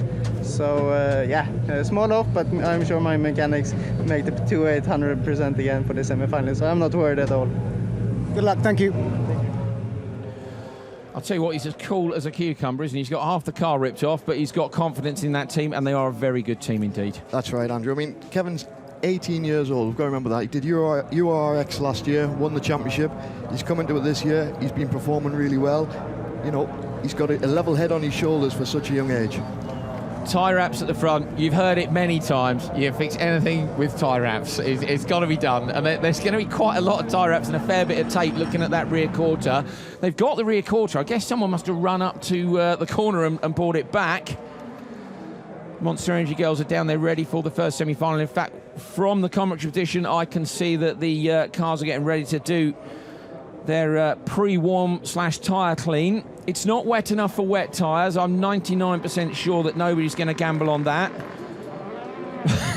But as I say that, I might have to eat my words. Everyone's putting their coats on. I mean, you just don't know, do you, where this is going to go. This weather was predicted to happen in DTM, which was just before us. I think it was their second qualifying session for the race this afternoon, and it never came. So it's come just now. Not going to lie, it's kind of exciting for us. Maybe not for the drivers. So, you know, the drivers have done their sighting laps there. They might have made a few changes on the damper settings, possibly. It's like you say, it's not wet. You can see it's greasy, you know, yeah, especially across that start line. And, you know, they'll have changed their RPM settings on the start controls, things like that. Just minor tweaks. We'll see. they're going to use the semis. They've got to get the position to get that final. So it's not like they can take it as a qualifying race, and you know they've got to go flat out from the start. Got to try and get one of those top 3 slots. There's Kristofferson, looking fairly relaxed. Kevin does come up to the grid, so Kevin Hansen rolls up to his position. Good to see they managed to get the car ready. Let's see then, all 6 of the cars are almost onto the grid. Here's the lineup for semi-final 1. On the front row, Johan Kristofferson and Sebastian Loeb. That's Loeb's first ever TQ. Used tyres for everybody, as you can see. Row 2, Petter Solberg and Kevin Hansen. Kevin with that problem in the wall on his warm-up lap. And at the rear, Kevin Eriksson and Reinis Nitish. This is the first time that Kevin Eriksson has made it through to the semi-finals. What can he do from there? What can any of them do when they have no idea what the grip levels are like? Solberg, Hansen, Eriksson, Loeb have all put their wipers on already. Nitish and Kristofferson obviously feeling a little bit more confident about this one. Revs are up. Who's going to get the start RPM right? Really, really long hold. Solberg looked like he did the clutch. Fantastic traction from Eriksson at the back. He comes across. Kevin Hansen slams the door right the way across the grid. Loeb is early on the brakes, backs everyone in. Kristofferson's trying to go round the outside. Nitish has come from the back row. Nitish right up, but he's alongside. I think Kevin Hansen's inside him. Contact between those two. Kevin's dropped it. Oh, he nearly took Loeb out. He takes Eriksson out. Those two in the gravel at the first corner. How did Kevin not? Nitish. Nitish spends 2. Carnage at the start, semi-final number 1. Petter Solberg, so Kristofferson leads from Loeb. Solberg is in P3. Wow, great start. They actually all got into the first corner quite well. I was expecting on the brakes they might have had some actually sliding round. But yeah, we saw Kevin Eriksson got a cracking start off the line. He had to dive left to try and make some space. Unfortunately, he didn't get through. He had to back out, come round the other side. But yeah, what a good start. So Eriksson will be passing that information to his teammate Timo Scheider, who is in the next one. Solberg goes Joker lap 1. I think he's got enough time to come out behind everyone who he has, certainly. So only Kevin Eriksson stands a cat in hell's chance of making it through to the semi-final. He's the only one who's near these guys. So nightmare situation. Nitish and Kevin Hansen both in the Joker lap now. I think we just saw Kristofferson come across there, and he either touched the wall or he got touched by Loeb, but there was definitely a twitch on the car. You can see they're having terrible trouble. He's racing him up. Contact between them down the Sachs curve. How did Kristofferson find the traction to get back up the inside of Loeb there? So, wow, Loeb's right behind him. These two are going at it, hammer and tongs. That's it there. We see Loeb, he got passed back by Kristofferson. He's given him a little tap there into the corner. On the tarmac going on the dirt there, you can see how greasy it is. They're using the handbrake. You've got the loose dirt on the tarmac. They're cutting the inside too. They're really starting to drag dirt out now over the curb. So these three racing hard. Loeb at the front with a little bit of damage on the bumper, but behind them, Solberg's Joker. Look, Solberg is right on the back of these two. They're holding each other up. Super sideways. Loeb's almost out in the wall. Solberg's with them. These two have got a Joker out front, and this is on for Solberg. It's on for Solberg. I thought that, Loeb should have gone in there. He's not catching. He's getting held up when he does get behind Kristofferson. Loeb's back on him, so he's past him. So for me, Loeb's not got the settings right. Whatever VW have done, it may just be that their car handles better in 2 different types of conditions than Loeb's does, but he's struggling to keep up here. Solberg's with him. Kristofferson's surely going to hope that Loeb continues to hold Solberg up. Yeah, when we watch the VW... Loeb's wide, he's on the brakes. Loeb's off at the Sachs curve. He runs deep on the brakes, so Sebastian Loeb's off. The crowd like that, and Solberg's through to P2. Yeah, we saw Loeb there. He actually braked a little bit early. He was always testing the brake. You've seen what traction he had. He locked them up. He went a little bit wide. He couldn't turn it in. He lost control. Kristofferson then leads now from Solberg. Solberg's Joker. Kristofferson, what are the team going to do here? The gap was 1.1 to Solberg on the previous lap. If Kristofferson wants to take this and be on the front row, and he's got to Joker now, surely to protect from Solberg, and he doesn't. No, he's gone. Kristofferson stays out. Loeb goes to the Joker. Loeb into the Joker lap now. Loeb, we see there the Peugeot's not handling the same. He's up. Eriksson's run wide coming out. Eriksson can't get near him, so we're wondering whether or not Loeb was going to make it back out in front. At the minute, then Loeb is still going to go through, which would give them some time to maybe make some settings changes. Yeah, we watch Loeb come round there across the finish line. He's coming in a lot less pace on the turn in onto the left now. They're not getting a run wide. Always seen that they're getting a bit of traction, getting the track cleaned off. Hard to tell. It's hard to tell. Kristofferson out front. He's being super smooth. In fact, looking at the times, Kristofferson has gapped Solberg here, so the gap was 1.2. It's now 1.9. Fastest lap of the day for Johan Kristofferson.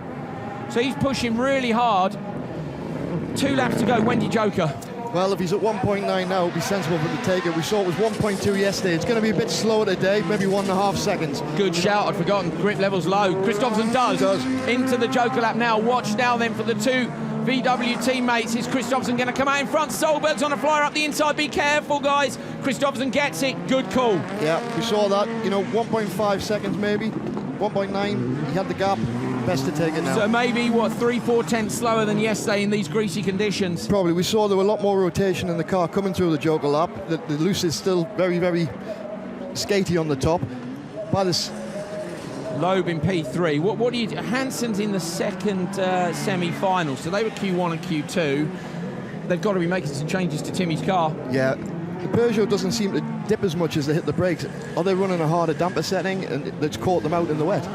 And having said that, fastest ever of the day, Sebastian Loeb. So he's found something somewhere.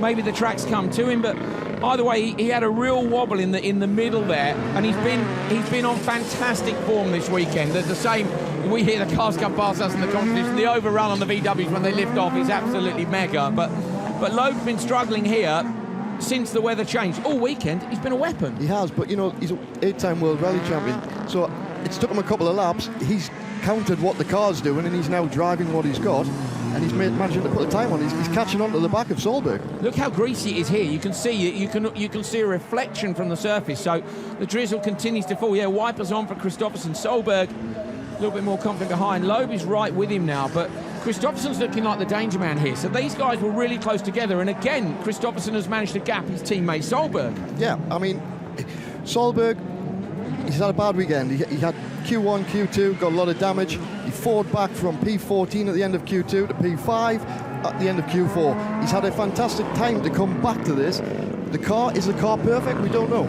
Yeah, good point. Might be carrying damage compared to Kristofferson, who's had a pretty clean weekend. On the final lap of semi-final one, it all really happened in turn one. If anybody makes a mistake now, I will be surprised. Kristofferson is looking very, very good indeed. Loeb, I say, had a wobble at the start of this one, but has found the pace again. So these three are going to go through, barring any last corner mishaps. It is Kristofferson who wins semi-final one from his teammate from his teammate Solberg. Sebastian Loeb, P3. Eriksson comes through to P4. There's Kevin Hansen. I think really, as calm as he was on the pre-grid, I'm afraid that will have affected his concentration.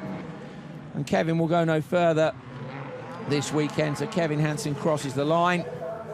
Rainis Nitish is still out on circuit. Rainis is coming around the hairpins now on the gravel section behind the commentary position. There he is.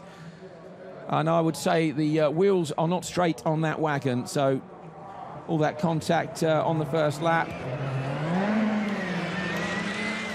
Rainis past the Teng Tool spotters tower. Not ideal. No, shame for the weekend, because he has driven well all weekend through the qualifying heats. Just a bit unlucky today. Looks like maybe a front right puncture, yeah. Come on, Rainis, keep it going. Nearly there, mate, nearly there. Hopefully the crowd will appreciate him trying. There they are, round of applause for Rainis Nitish. Nitish over the line. So semi-final one done and dusted. Neil Cole is with the winner of that encounter, Johan Kristofferson. So let's hear his thoughts on the grip. Johan, before the race you were super calm and collected. You just pulled up here punching the air and cheering. You clearly enjoyed that win.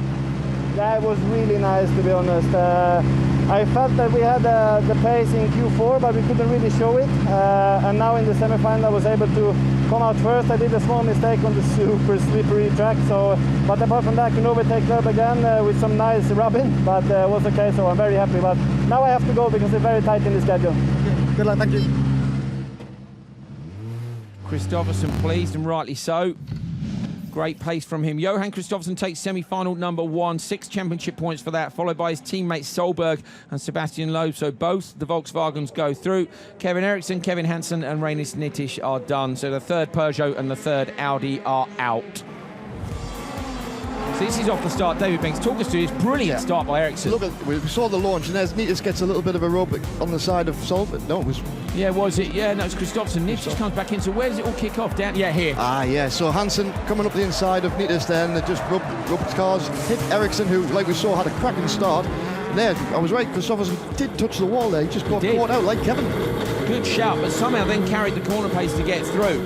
Kevin Eriksson, it was interesting, brilliant start. You see, he looked to me like he was already locked up on the outside of Saxgård when Kevin Hansen took him out, but this is the onboard of Kristofferson going back past tyre bales right on the outside there.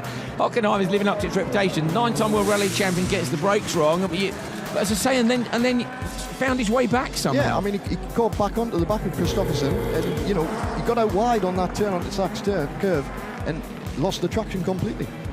This was Kristofferson at the merge. Look how close Solberg was, and then Kristofferson just drove away. A little bit closer again at the end, but okay, so who's your money on now? My money was on Loeb, but for a betting man, I might have to change my mind and maybe go for Kristofferson. They'll all be working hard on those settings. We'll find out soon.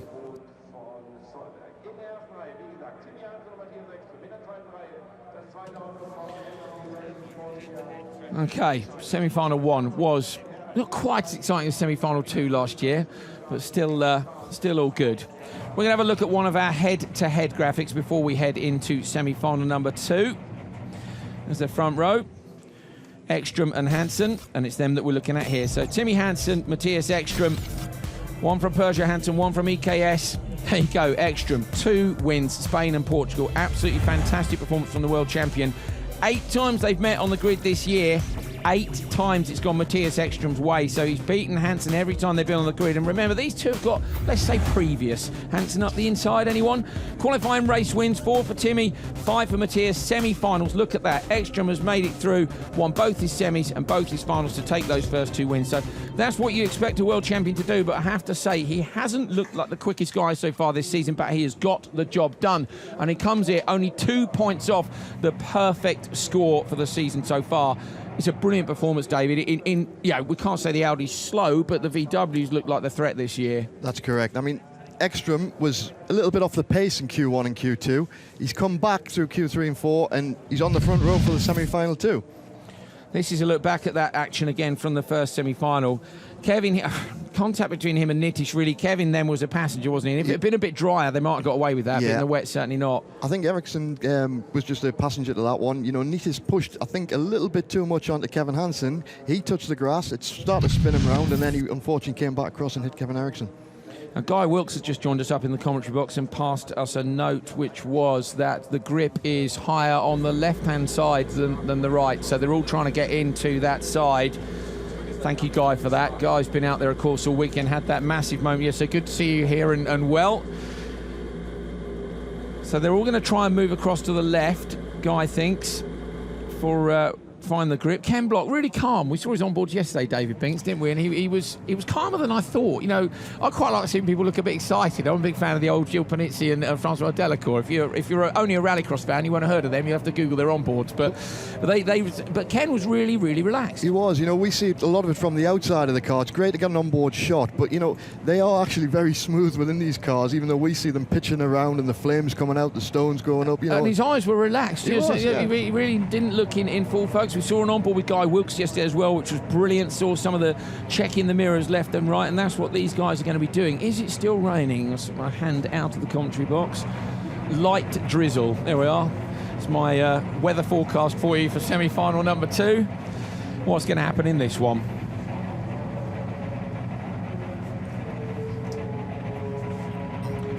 Well, the marshals have got the drivers ready for semi-final number 2, so let's have a look at the lineup for this one. This one was the one that was carnage last year. Will it be the same this time round? Timmy Hansen and Matthias Ekstrom on the front row together.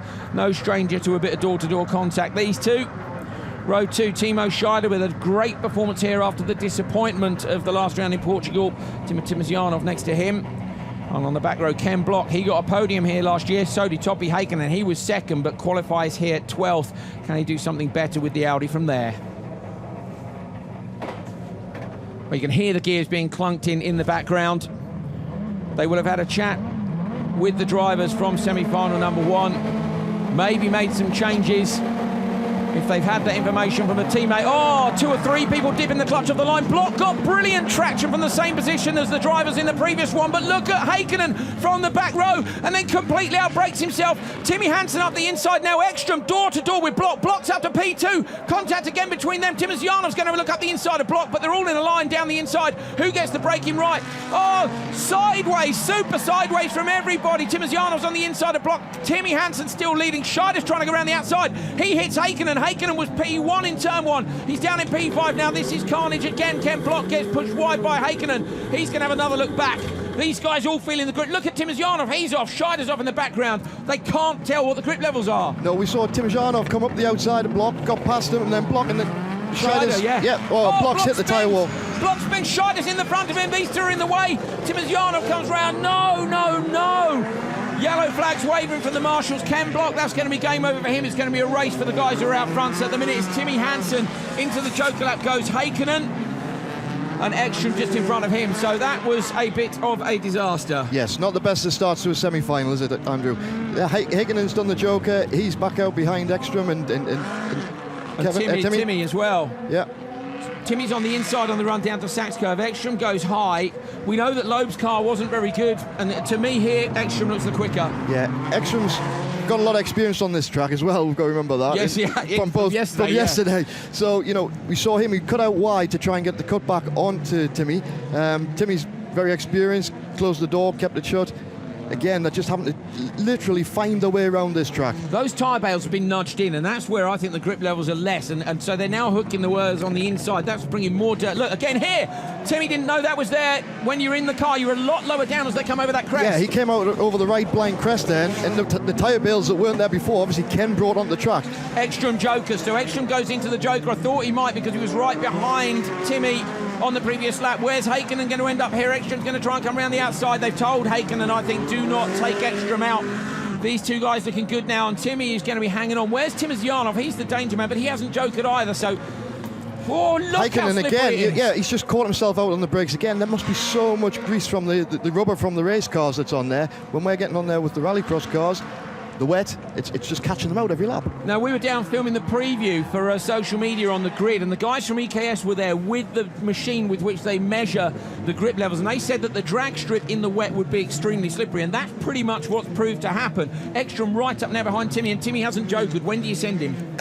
He's going to have to run to the end. You know, something might happen to Ekstrom. I very much doubt it, but he's just got to keep pushing Andrew all the way through. Timosyanov's not really a danger right now, is he? I mean, he's far enough back. There are the Peugeot Hansen spotters. They know he's not going to win this. He's just got to go through. Maybe Joker now, then, but no, you know, Ekstrom is on for the win here. Heikkinen again should come in second. Timmy's, he might be able to get back out in front of Heikkinen if he pushes hard.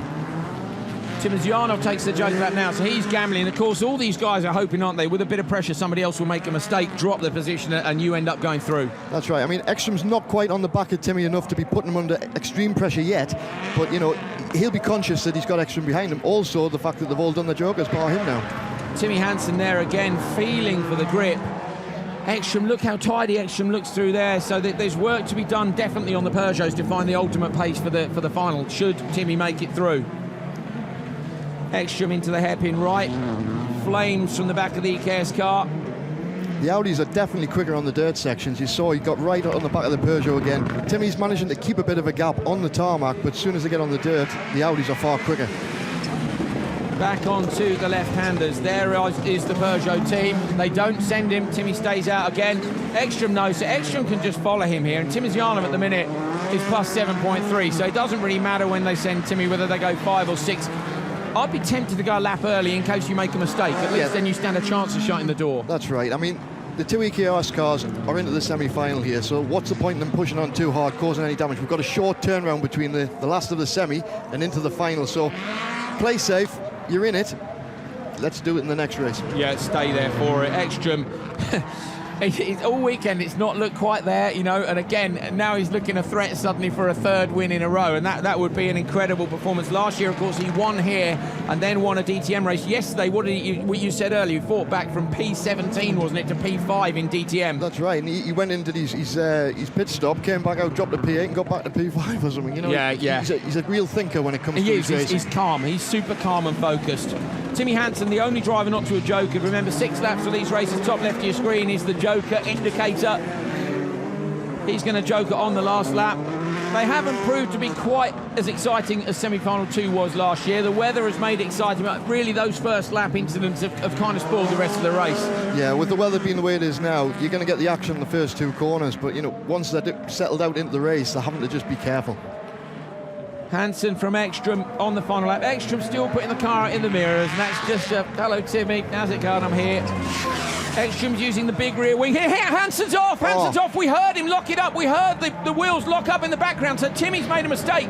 Is that going to open the door to Timosiano? I don't think it is, but that just goes to show you, and that's what I mean about maybe joking the previous lap. You said it right there, Andrew. If he'd gone in the previous lap, he would have been back out. He pushed too hard there. We didn't see what happened, but we heard the tyres lock up from the tower. You could hear the here. gravel, couldn't you? Yeah. You could hear the gravel.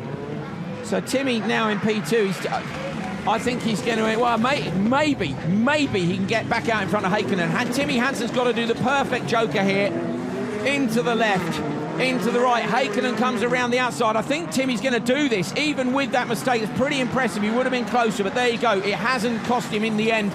Round the left-hander, Matthias Ekstrom takes semi-final number 1. That is his 3rd semi-final win this year, followed by Timmy Hansen and Topi Heikkinen. Take a breath. Ken Block is still out on track with Timo Scheider. Those 2 guys were disappointed. Scheider had nowhere to go when Block spun, and he did the gentlemanly thing of not piling through. Would have cost both teams a load of money. Yeah, exactly. You know, what's the point in causing extra damage? Yeah, exactly. When you already know from the previous corners. There's the result of semi-final number 2. Matthias Ekstrom wins it from Timmy Hansen and Topi Heikkinen, and Timosjanov, Scheider and Block won't make it through to the final, and that is 3 semi-finals from 3 for the world champion Matthias Ekstrom.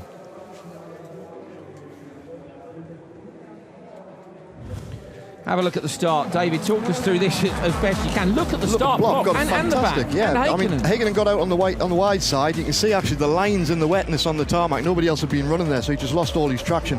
We come back along, start of March. Got Scheider, literally went on the brakes. He realised what was going to happen, just a gentle nudge, but they blocked the track. Timosjanov had to find a way through.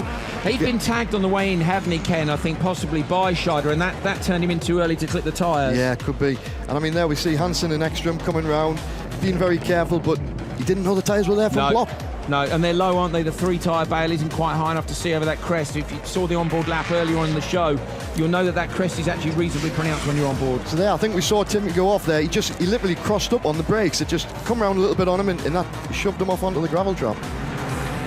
He did manage to come back out in front of Heikkinen, but that was more down to the fact that he just was very neat and tidy throughout the track. Good job by Timmy to make it through. Even with his little moments, can Peugeot respond and get back that pace they had in qualifying? Xavier, that's impressive from Matthias Ekstrom. Not only is it 3 semi-final wins out of 3 this season, but he's just stepped out of a DTM car. Yeah, he's probably still thinking downforce and so on, and he has to completely switch his brain.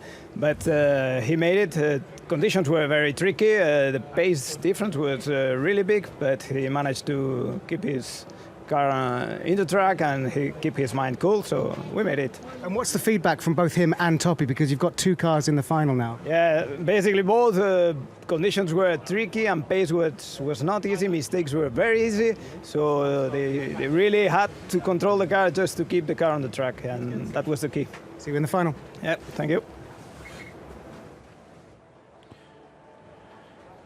Cars are being re-prepared down. You can see there the drag strip in the background. So that's the Hockenheim gets used for so many different types of motorsport. Look at the drag strip going off in the distance. You can see how polished it is, and that is where all these guys are struggling. Peugeots are up on the stands. They're making settings changes. Final coming up soon.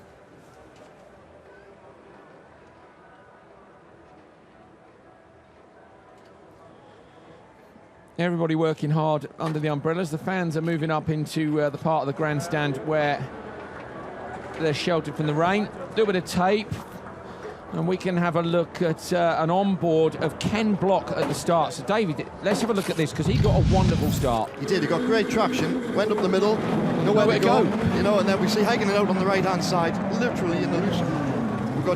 Heikkinen's start was outrageous, and then missed his braking point. Carried such pace, but then couldn't slow it down. You know, it spoiled it for him. It's difficult, isn't it? Because you get a start like that and you're like, yes, come on, have it, you know, and then you get to the first corner, it's like, no, no, no, no, as you're running wide, that horrible feeling. Yeah, you know, you think you're in for the lead, and then all of a sudden you go on the brakes, there's nothing slowing down. Right on board with Ken Block again there. He tagged Ekstrom. Not a lot he could do about that. And in fact, Haken was behind him, and I don't think he was expecting. This is why I love these two hairpins. I've been talking to a few people this weekend. I'd like to see a double hairpin at a lot of events because there's so many opportunities to stick it past them. That's right. I mean, there was 2 cars coming into a 90 hairpin there. It literally come in up, and then it did look like he got a little bit of a touch, but Schneider just had to stop.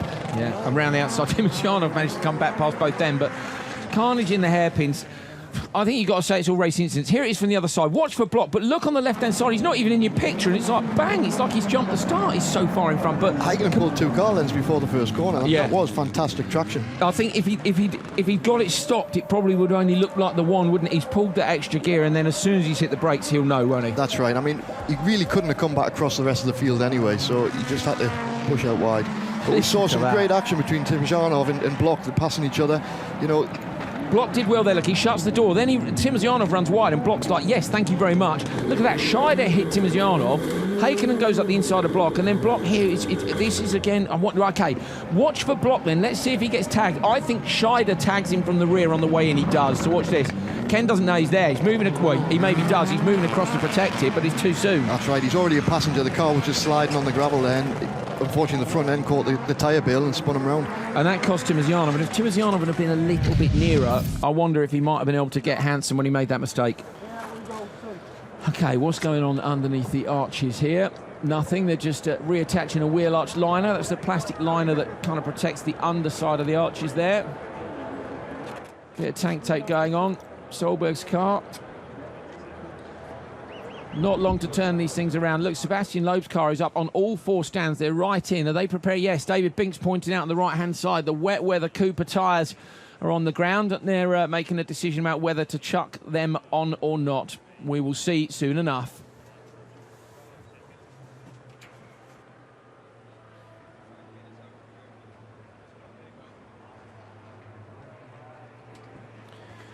Well, Sebastian Loeb's car being re-prepared for the final. They're working on the rear left. Kristofferson puts his balaclava on. He's ready to stick his helmet on and get into the fight for the win. Can he take VW's first win here in Hockenheim? Everybody frantically trying to decide what to do. What tyres is Timmy running? We'll find out. We'll try and get the tyres up for you. And this seems like a very good time with everybody trying to decide what the weather's doing and where to go. And of course, this event is sponsored by Cooper Tyres. It is the Cooper Tyres World RX of Hockenheim. And we've got a feature for you.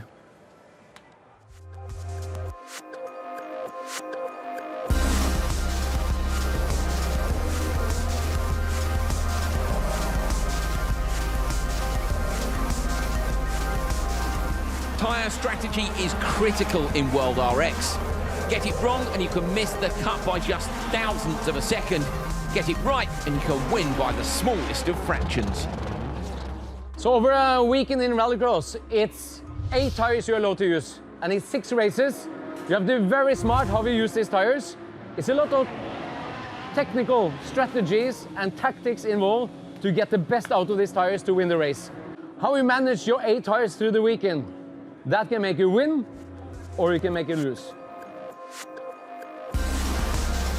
In 2015, Petter kept his second new set for the final at Lydden Hill.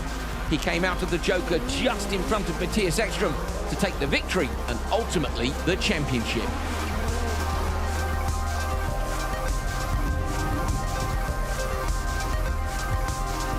So in Q1, obviously everyone starts with new tires, and often you continue on them in Q2. But before Q3, you have a big decision to make, whether to put the new tires already then to get high up in the qualifying standings, or if you want to save your new tires for the semi-final to have your great edge on the late part of the race. When you choose to use your new tires, it's critical to the result of the weekend. So it's simple. Use your new treads when you need them? Wrong. There are options, options, options.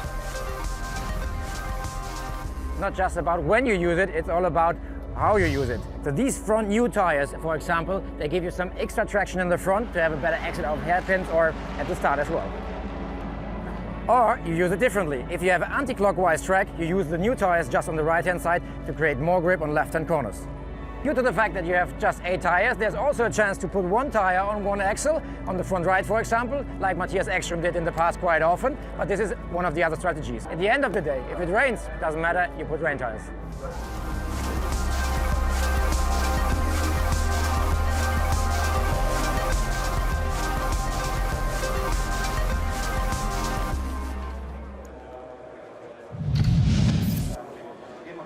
Final preparation for the final here, the last race of World RX at Hockenheim this year.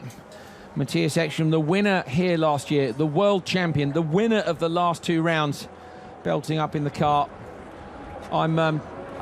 He's a danger man, isn't he? I'd put my money on him today. You know, we saw that all the way through this weekend. When he looks like he's down and out, he just seems to slowly pull it back. It was the same there in the semi-2.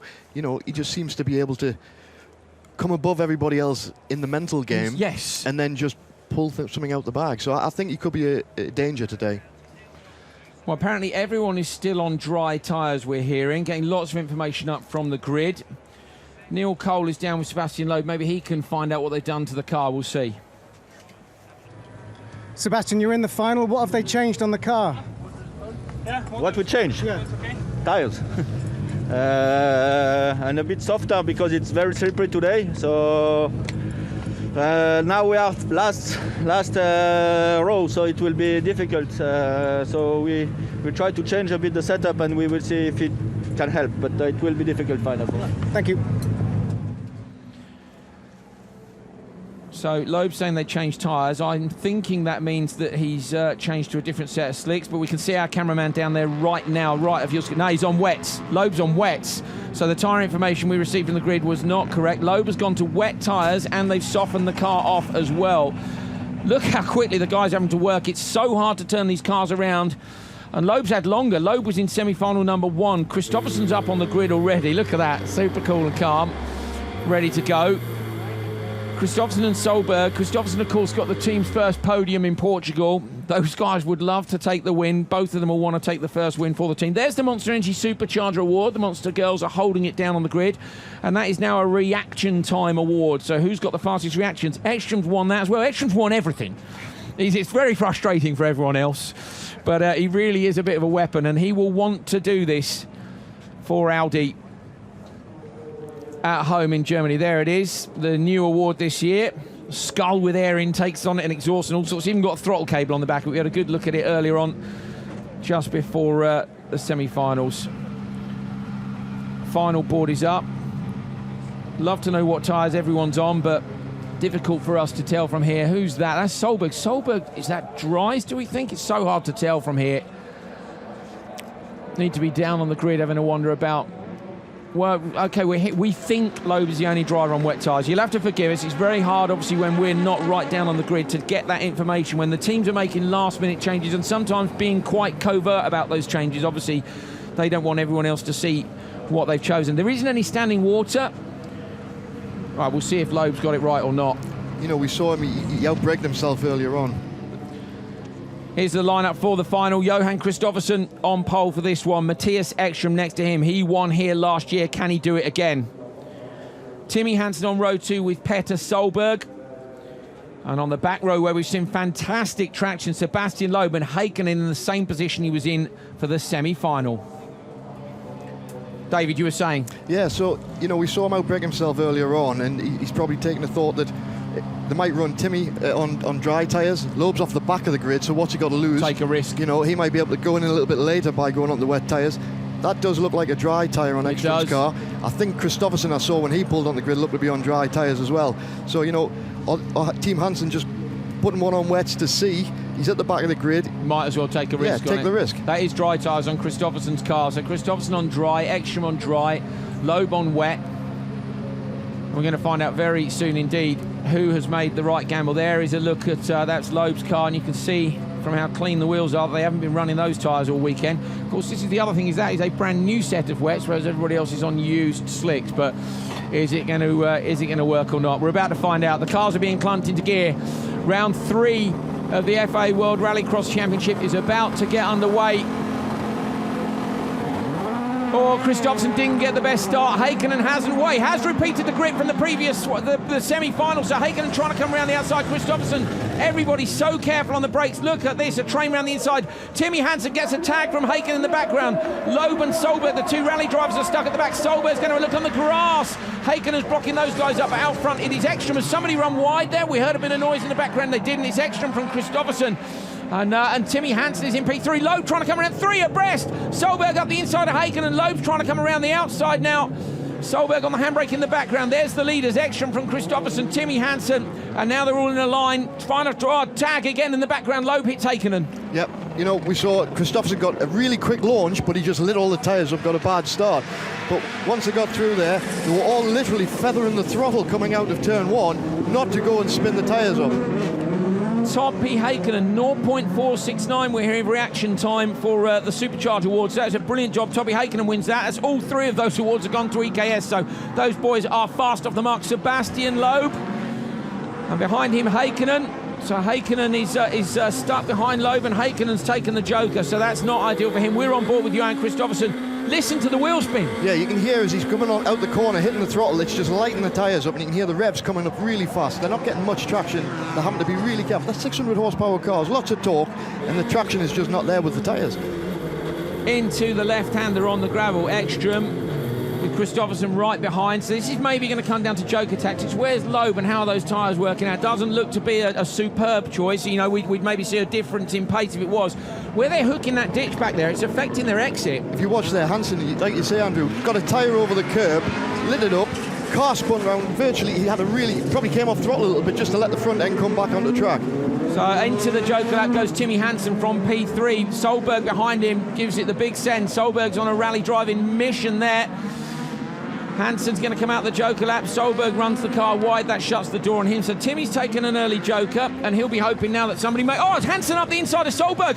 Found brilliant traction. Just drove past him. Solberg again, when he came out of the final turn, bit too much throttle, ran wide. Hansen came out the Joker. Obviously, he got a little bit less speed. Came up the inside. Great manoeuvre. Brilliantly done. Hansen, though, a little bit late on the brakes up at Sachs curve. Solberg's with him, so... Peugeot have obviously done something to Hansen's car. We know they've softened off Loeb's car from what Sebastian Loeb was saying. Solberg, in fact, also changed the rear springs, we've heard, since his semi-final. But out front, it's Ekstrom versus Kristofferson. It's been these boys all season have been the pace setters, although Ekstrom hasn't looked it in qualifying. He's won both the first 2 events. Is he going to make it 3 from 3 at home for Audi, or can VW get the home win here in Germany? It'll be interesting to see, you know, EKRS had all 3 cars. Oh, and then we've got Kristofferson's gone for the Joker. EKRS, PSRX, have all cars made the semis. We've got 2 of EKRS and 2 PSRX. They're all in finals, there. You know, and the 2 of the Peugeots too. Yeah, the Peugeots too. Very good shout. Oh, Solberg looks up the inside of Hansen. Little tag in those. Loeb, sorry. It's Solberg looking up the inside of Loeb. So a tag there. Loeb hasn't jokered yet.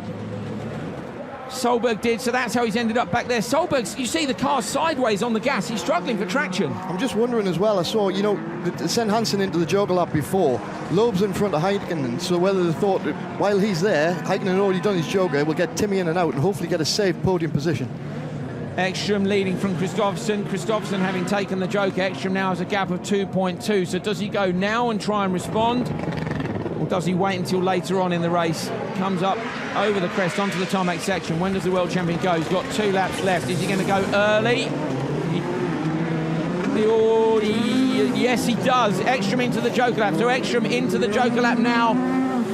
On his last lap as well, Andrew, he put a really quick time in, so he knew what he was going to do. He wanted to make a little bit more time up, and then he took his Joker. It was perfect, pinpoint accuracy. Brilliant job. David Binks looking at the timing screens, realising that Ekstrom had been on a push. Kristofferson is back behind him. This is incredible. Lap 5 out of 6, and Matthias Ekstrom is looking like doing the triple the first 3 rounds. We did just say, didn't we? His mind there, you know, he's thought about when to do the Joker. He pushed harder on that last outlap before he went in. He knows what to do. Absolutely fantastic. Can Kristofferson do anything from there? Kristofferson got a P3 in Portugal. This would be a brilliant result for him if he can get up to P2, but he would have wanted to be 1 step higher on the podium. Timmy Hansen is in 3rd place. Behind him, Sebastian Loeb hasn't jokered. So Loeb, when he jokers, might drop further back. We've got a lap still to go. When will Loeb go? Solberg's chasing him down. Kristofferson just be hoping for a mistake, but when you're behind Ekstrom, it's just so unlikely. And in conditions like this, they're all having to be careful. A mistake could happen, but very unlikely with Ekstrom, like you say. But, you know, they're all just going to have to... The first three now, they've all jogged. They've just got to stay in position. Look at the Peugeot, super tight on the inside, and Solberg's realised, he spotted the fact that Hansen's got past in there and he's gone for it. All weekend we've seen them on drift, coming out of that corner, virtually touching the wall. Fastest lap of the day to Ekstrom there. You know, he went quicker that time than he did before his joker. Yeah. So absolutely outstanding. Absolutely outstanding. So Kristofferson has just a few corners to go to try to get past Mattias Ekstrom. This is an imperious performance from the world champion. At none of these events has he necessarily looked like the man who was going to get the job done. He's carrying the number 1 on the kart. He is the world champion. He's racing at home for Audi. He set up his title last year with 3 wins early in the season. But this is absolutely outrageous. Mattias Ekstrom comes through the right-hander. He's just got the left to go. He has done it again. Ekstrom gets the triple. All 3 events at the start of the World Rallycross Championship. The world champion is crushing the opposition. A brilliant performance. Kristofferson second, Timmy Hansen third, but unbelievable from Ekstrom. Wow. I mean, it just didn't look like it. Again, all weekend, the VW, they're so close. Somehow it's just not coming together for them. Ekstrom with the win, Kristofferson second, Timmy Hansen third. So it's a Swedish lockout on the podium. Solberg fourth, Loeb fifth, and Topi Heikkinen in sixth. Incredible performance from Mattias Ekstrom. He has won all 3 of the first 3 rounds of the World Rallycross Championship 2017. We can hardly believe it, and it looks like you can hardly believe it. What a performance. No, what a performance. I'm basically speechless. This is a hat trick to start the season. This is something we would have never dreamed about. And the performance today was again stunning. Perfect start, perfect driving, perfect strategy. I'm very happy for the team, and yeah, congratulations. The speed was getting a bit quicker and quicker. Yeah. Peter, that's the thing with these conditions. Even the joker lap, we didn't know exactly how it would evolve, so the gap, we had to manage the gap, and yeah, fantastic. Congratulations, well done. Thank you very much.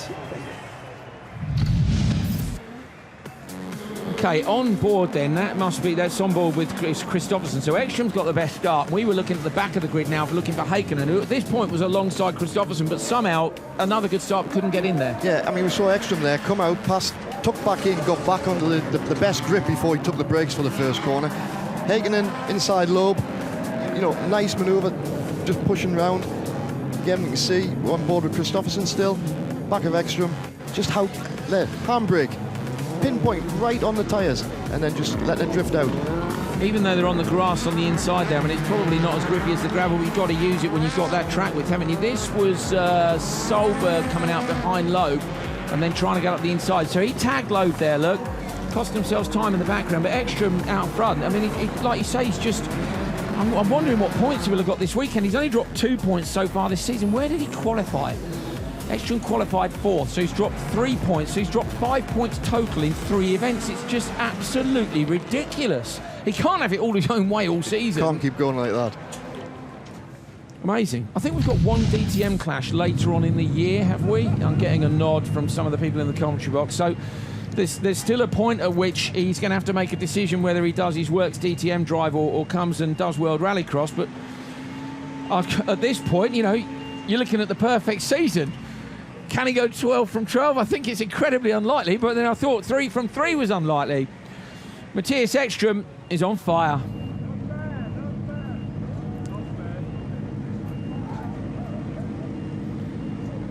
Ekstrom has got about 15-20 minutes before he's due in his DTM car, so I can tell you one thing, we won't see him in the press conference, which has just dawned on our PR team up at the commentary box. We'll have somebody else from EKS up there. Amazing. So Kristofferson and Hansen. This is the point as well, David, where the drivers are starting to have a little chat about what happened, how was the grip. You know, the adrenaline, they're on a come down now. You can see they're tired. Yeah. So there we can see from the other view, Ekstrom got a great start, tucked in, Heikkinen again, out wide, but not quite as wide as he was in the semi. Early on the brakes, wasn't he? But then couldn't get into the train, could he? There was a big train on the inside. And just look, they all sort of took their time coming back out, down to turn 2. Solberg right out on the curbs. Good awareness from him and Loeb in the background, because Heikkinen saw them shut the door. Solberg's realised had gone right, and Loeb's realised too and given them space. 3 abreast round Sachs curve. I mean, come on, this is what makes Rallycross. All 3 in a drift, then on the brakes, getting it sorted out. Bit of contact, bit of contact, bit of racing. Yeah, there's been plenty of rubbing this weekend. I say the track has provided some really good racing. But you see that little ditch on the inside there, if they hook it wrong, it virtually scrubs all their speed off and rotates them right round. Which is what we saw Timmy do earlier on, wasn't it? Just hooking a wheel on the inside. Okay, here's the onboard again from Kristofferson. So you said this. I thought he got a bad start, but David Binks, you spotted it. He got a good start, but too much RPM. Great reaction, too much RPM. The car jumped up, lit the tyres up, and he went nowhere. You saw how much that Ekstrom could come past him, tuck back in and get on the brakes by half a car length. Into Sachs curve there, literally, you can see that just having to feather the throttle in. They're not like they were yesterday, on the throttle all the way through. Just being very cautious as they're going on the in-lap.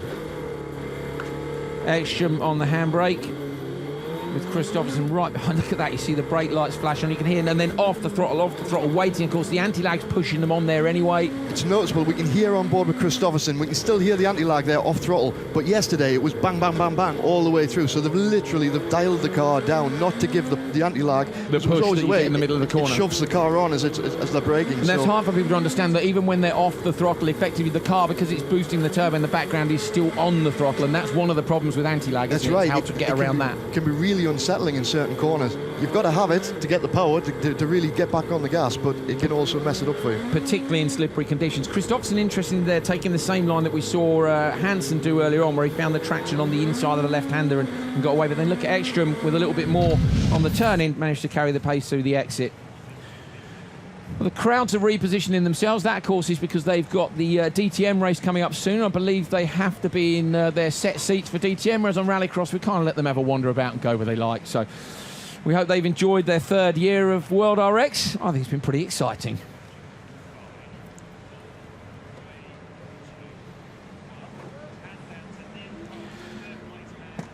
Well, the final has been done. Neil Cole has gone and found our 3rd place man, Timmy Hansen, of course. Bit of a struggle for him, certainly in the semi-final, but he got the job done in the final. Timmy, well done. Great result, 3rd place, but it wasn't easy, so slippery. Yeah, what a tough day. But it's great to get our first podium.